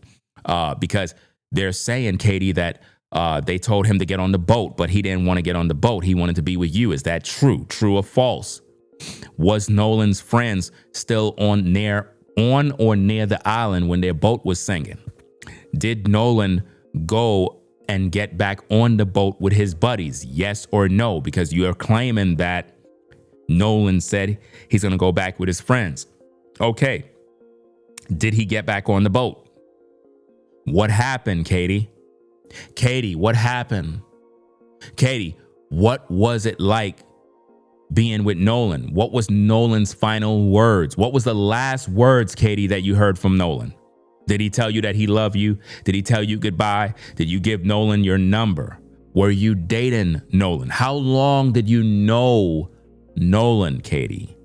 What sparked your interest, Katie? Katie, did Nolan cradle you in the water? Why were you comfortable letting Nolan do that? Were you attracted to Nolan? What was going on, Katie? Who picked you up? What boat did you go in? What was the name of the captain on that boat? Could you tell us this, Katie? This is why they mad at me, fam, because I ask questions. I ask the real questions, and nobody's answering these questions. Nobody. Well, I know people like these would turn over in his grave. If Nolan could dig himself out of his grave right now, he would. Wow. No doubt. Nolan would be livid is an understatement. So Nolan will dig himself out of the grave because people are looking at how the public is speaking on his friends. I think that if Nolan could dig himself out of the grave, the first thing he's going to ask is why you guys didn't contact Katie yet. Why you guys are not answering the questions that Ringo TV is talking about, because Ringo TV is on point. So why is it that you guys haven't done none of this? Why Officer Tatum ain't really grilling you? Because you're online saying you're my friend, but you're not really my best friend. See, that is what Nolan would say. Nolan would literally say you're not his best friend. He would literally rebuke all of you and check y'all for lying. That's what he would do. Nolan would never want anything pursued this way at all. I think he would be really upset with his parents about how they went about the situation. Well, I could agree with that. He would definitely be upset with his parents because they sold him out for money. So he would be upset with that.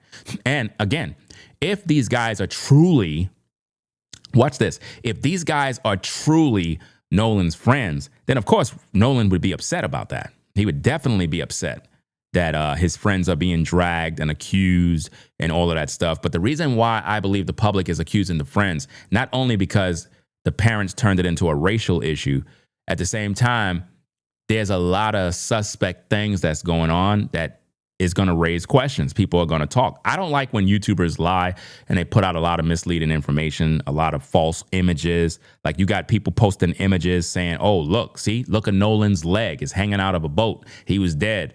You have others saying, look, there was some wrestling match. Some guy lifted Nolan up and slammed him on the ground. You know, you have another one where they claim Nolan is on some boat somewhere and all of this stuff is fake. A lot of AI videos, it's all fake. And this is what they're pushing. I cannot stand all these fake videos. But Nolan would be upset to know that his friends are being dragged if these guys are truly, in fact, his friends. But Nolan would also be disappointed in these guys because they're not really fighting for his justice. They weren't out there searching for him, because if you guys felt that Nolan was in trouble, you would have never wait the next day to go at sea.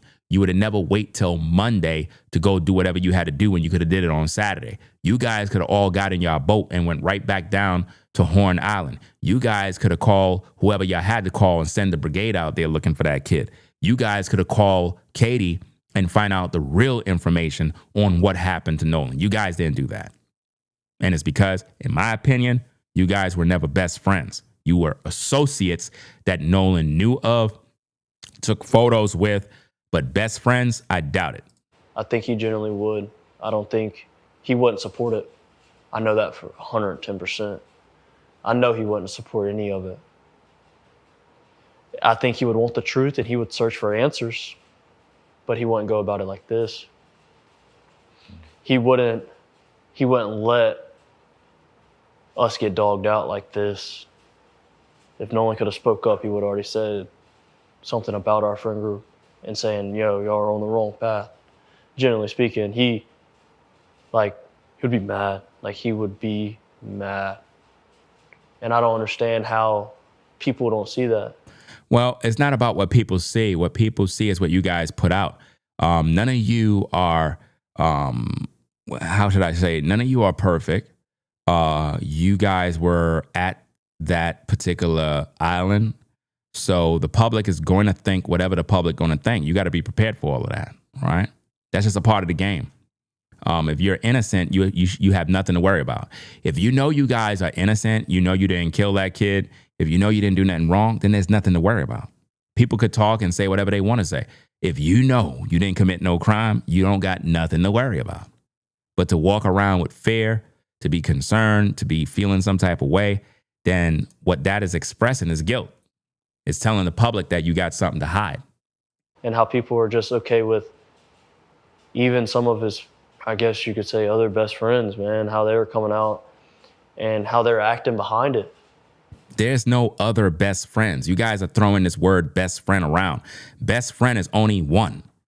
You understand? You can only have one best friend. There ain't no 3 best friends, 4 best friends. No. It's only one. It's like, man, Nolan was never like that. Nolan was an aggressive, threatening person. Don't get me wrong, Nolan would defend himself if he needed to defend himself. Nolan was loving and kind. Nolan was the furthest thing from a fight. Like, furthest thing from a fight. And I remember personally, I was in a heated argument and Nolan comes up cracking a joke and I'm like, bro, it's not even worth it. Like, come on. And it's like... Okay, now notice what he said. He just said that he was like, I guess, getting into a heated thing, a fight or whatever the case is, and Nolan came over cracking a joke saying it's not even worth it. Did Nolan do that when you got in your fight on the island? Do you see my point, guys? Do you see why you have to have critical thinking to listen? Because he just painted Nolan as this guy that breaks up fights. Why Nolan didn't break up the fight that happened at the island? See what I mean? Where was Nolan? He just said that Nolan broke up a fight with something that happened. Okay, why didn't it happen on the island when he got in a fight? No comment, right? Because he's making this stuff up as he goes, guys. Nolan can't confirm this. Nolan is dead. That just shows his character wouldn't be like this. I know he wouldn't want people chanting at his funeral. Notice he just threw some shade. And again, I agree with the shade that he threw. He threw some shade because he said he don't He said Nolan went and agreed with people chanting at his funeral. What is he talking about? He's talking about when they was like, justice for Nolan Wells, justice for Nolan Wells. And they turned it into a pep rally with Crump and them. That's what he's talking about. I think that was disgusting for them to use Nolan's funeral as a rally to, it was just sad, man, that they even did that, man. That was disgusting. I know that for a fact. I know nobody would want me or the rest of our friends to get dragged through like this. And again, guys, for the record, for the court of public opinion, I haven't said that these guys murdered Nolan Wells. That's not what I'm saying. I'm doing an investigative reporting job and weighing all the evidence, listening to the testimony to find the red flags, to find the truth. And when you look at this video, when you look at these interviews, it's opening up a can of worms. It's making you question things here and there. And that's what it is.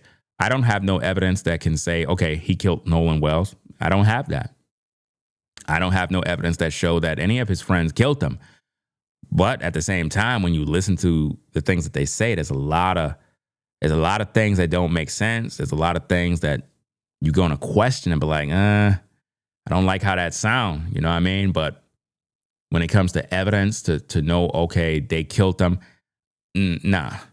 I feel that Nolan died somewhere out there on a boat, possibly with his friends or on another boat. And either they panicked because it was alcohol, drugs, whatever. And think about it, guys. All these teens were out there drinking, getting high, and you know, they're underage, guys, right? So think about that. Think about that, guys. They're all out there drinking, and it's cool, perfectly fine, right? So much for being a certain age to drink and all this other stuff, right? But let's go. I know he would want all of us to feel comfortable going to that funeral, and all of us didn't because we're scared. And that says a lot. That says a lot. We're scared to go in our own town to who we called our best friend. We're all over his socials, man.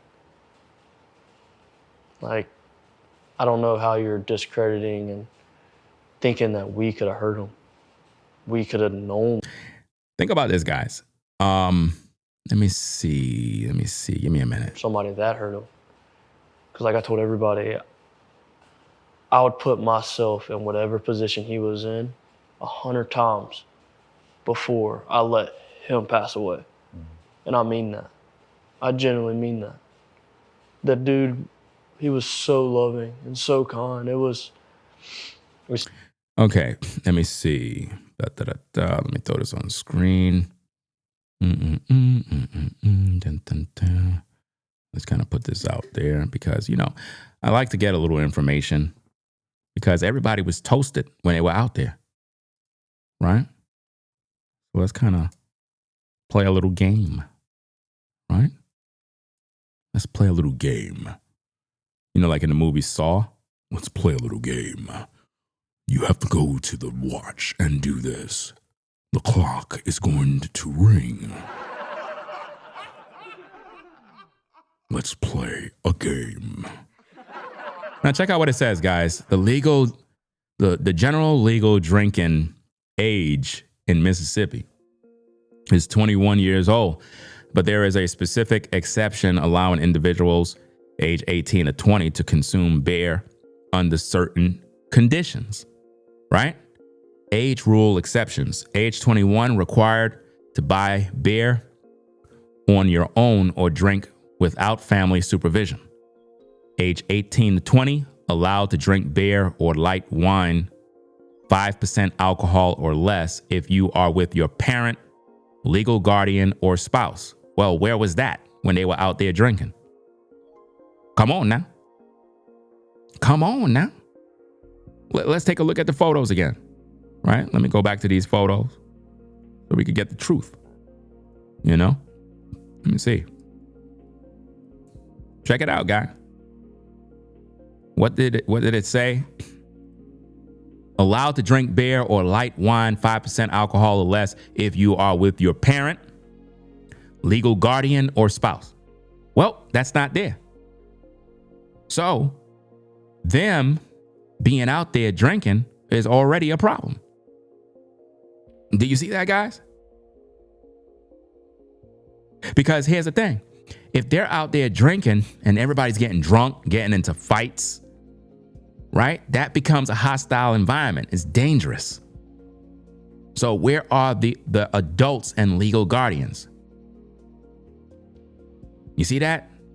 So this is a mess. This is a mess.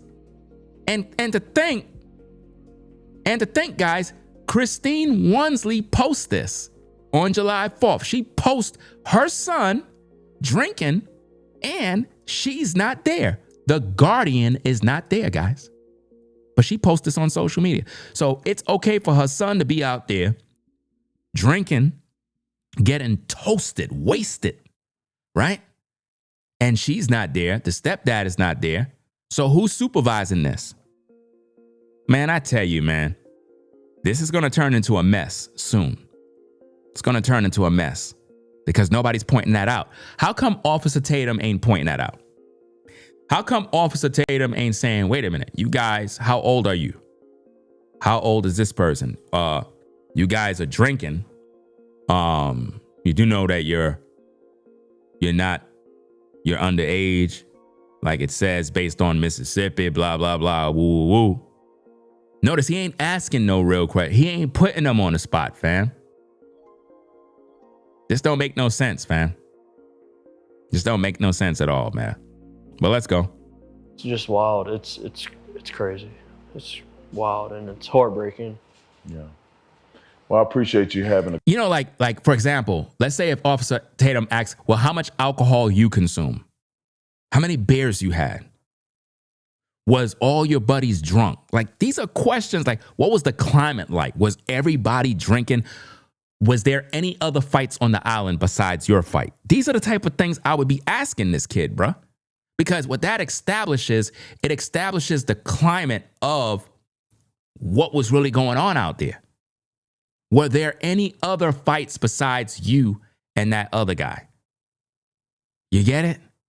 That's what I would be asking, man, so you could really get down to the nitty gritty. Courage, man, to come down here and talk to us, give us, your point of view. And I say this, like I said to Warren, man, my whole objective. When he said come down here, I thought that this was the white guy's house. Maybe that's Officer Tatum's house. Maybe he flew them in so that he could pretty much do his thing and set up his cameras. I don't know. I would assume that's his house. And he just set it up so they could go and just do what they got to do. Let's go. Is that, man, I was watching an injustice happen before my eyes. And an injustice meaning that the other side wasn't presented. And people that don't live here came into this town and shook it up. Is Officer Tatum in Mississippi? He resides out there in Mississippi? I don't know. I don't know where he's from or where he live or whatever the case is. Because if he's out there, well, I don't know. Maybe he lived somewhere else and he traveled to Mississippi just so he could go to Horn Island, I guess. But I don't know. Brought racism in it. And based on everybody's statement that I hear about Nolan, is that they didn't represent what he stood for. No. And they bastardized his character, in my opinion, this is my opinion, to make money and build a GoFundMe. But I mean, come on now, Officer Tatum, you're making money too.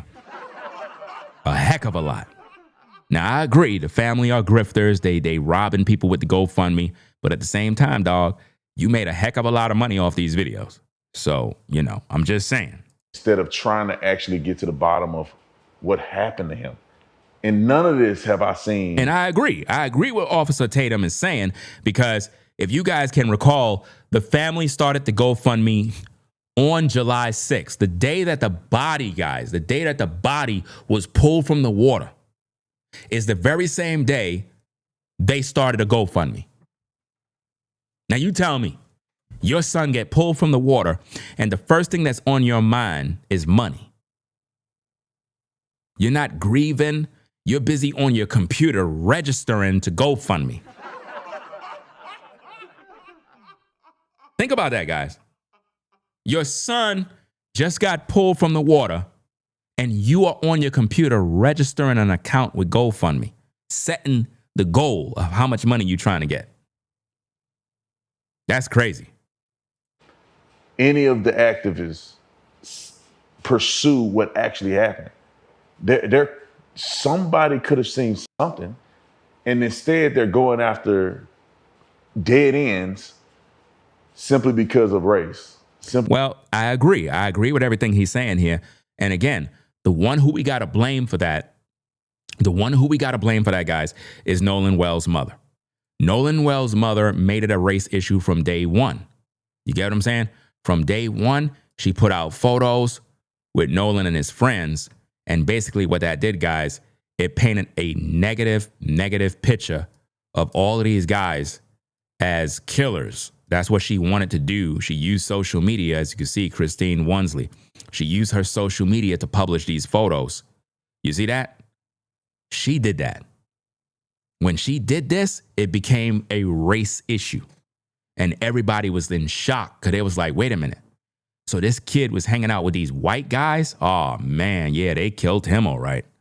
Oh, yeah, they're white supremacists. Oh, yeah, definitely. They had it in for him. You know, not realizing that they're buddies. They're buddies, and they hanged out like this all the time. And remember, the mother confirmed this on another interview she had on the news where she said Nolan and his friends always went to Horn Island. They always went there to hang out. The mother said that. So it's not like, oh, that was the first time Nolan ever went to Horn Island and he got unalived. No, he always went there with those guys. That's why I don't see these guys killing him per se. I don't see that. So I don't want you to misconstrue my content as if though I'm saying that this particular guy that's on the screen, like, oh, he killed Nolan. That's not what I'm saying. I ain't say that at all. I'm just sharing my thoughts of what I think based on his testimony. There's a lot of smoke and mirrors, red flags, and questions that I got based on his testimony. I feel like they're hiding something. Now, it doesn't mean that they killed him. It could mean that they know what happened to him and they just not saying it. Somebody know what happened to him, fam. This kid didn't just end up dead and nobody knows nothing. This don't make no sense. I believe that somebody knows. Somebody know what happened and they're not saying what happened. So I believe there's a cover-up. There's a big cover-up that's going on. And nobody wants to get to the bottom of that. So again, I appreciate the fact that Officer Tatum did the interview, X, Y, and Z, but I believe that he did a bad job. I'm just calling it what it is. Part 1, part 2, good. When we got to part 3, part 4, part 5, I got major issues with that interview. And especially when you're doing an interview, Officer Tatum, never ask them why you're doing an interview with you. And then they begin to give you flowers by saying, oh, well, I did the interview with you because I felt that it's a safe place to go. I felt that you rock with us. You're defending us. You're on our side. Bro, once they did that, it defeated the whole purpose of the interview because that means that you're showing favoritism. If you're going to do an interview, it needs to be impartial.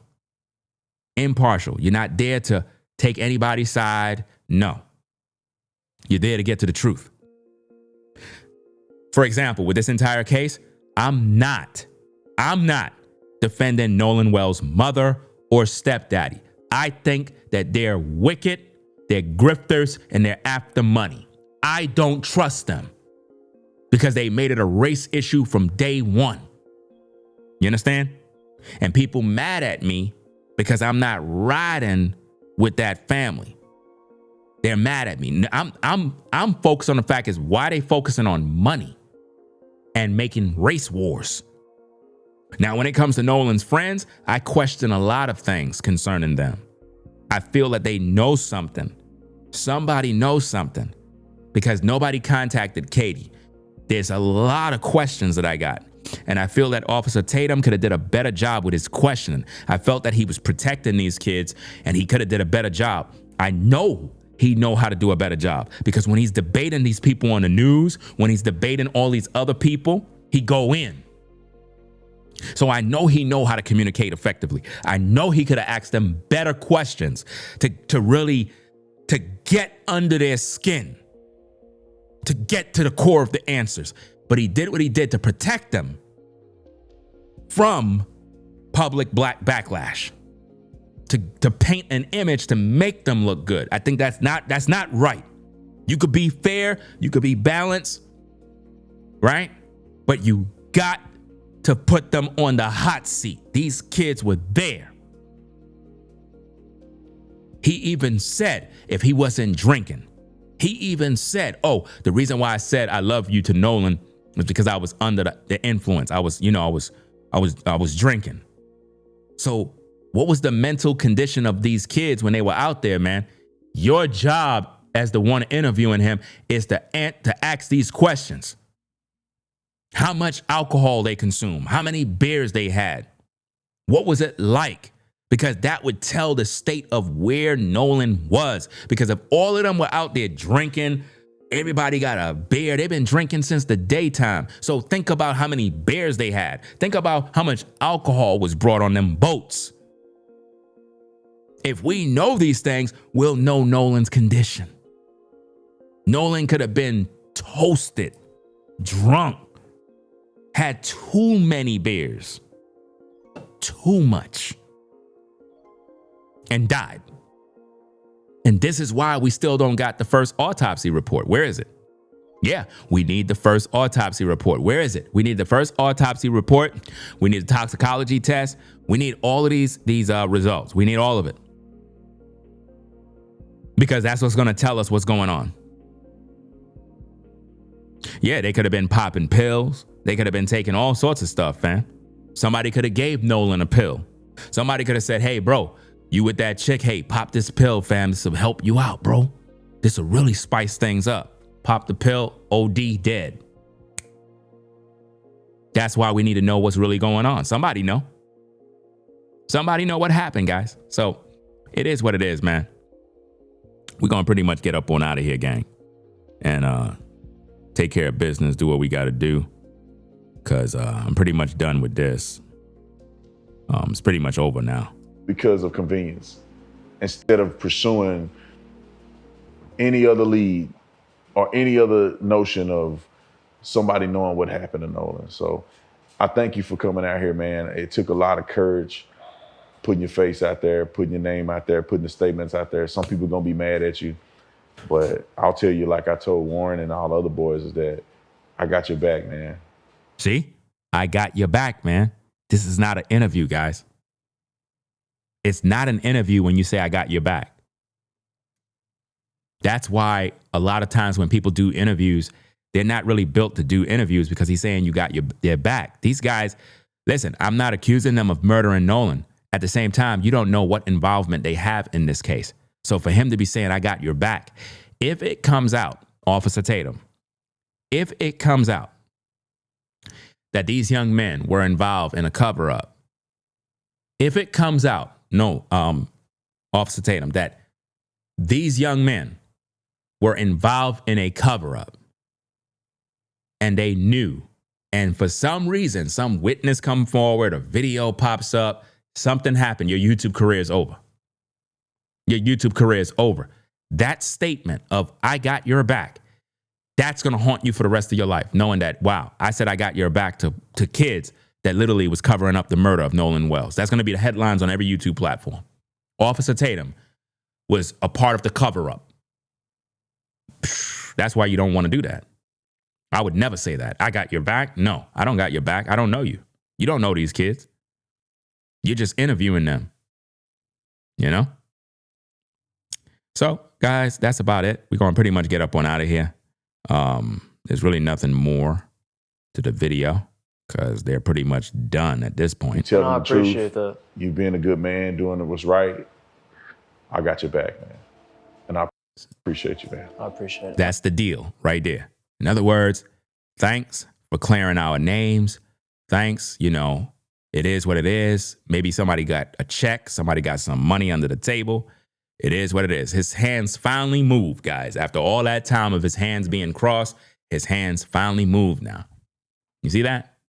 Interesting, right? But hey, we're going to get up on out of here, man. It is what it is. At least it's not 8 o'clock in the morning. I mean, it's still way early in the morning. But for the most part, we was able to get through, do what we had to do for the stream and whatnot. So I'm good about that. But we're going to pretty much do what we got to do and head on out of here, guys. It is what it is. So at least I finished in a reasonable time. Wow, we've been on 3 hours and 44 minutes. I mean, it's not bad. It's a lot of content, you know what I'm saying? A lot of content. I might chop these videos up because I have a lot of content in these videos, especially the 6-hour live stream that I did the other day. Beautiful stream with a lot of key information, man. Key information. So we're going to keep you guys posted. I have a lot of things that I got to do in terms of reaction videos. A lot of people are talking. There's a lot of people that's messaging, making messages and posting all sorts of stuff. But it is what it is, man. So if you're new to the platform, be sure to subscribe to the channel. Click the notification bell for more, so you can be notified when we go live or upload videos. Make sure you hype the video and leave some comments in the comment section, guys. We need to fill that comment section up with a bunch of comments. If you like my videos, if you like my content, let us know. Ringo TV. Reactions. That's right. Make sure you rate, comment, and subscribe, guys. Make sure you rate, comment, and subscribe to the channel, Ringo TV Reactions. The #1 reactionary channel on YouTube, bringing you the best content there is, Ringo TV. I'm out of here, guys. Y'all take care. Peace and blessings to the mods in the chat. I'll catch you in the next video.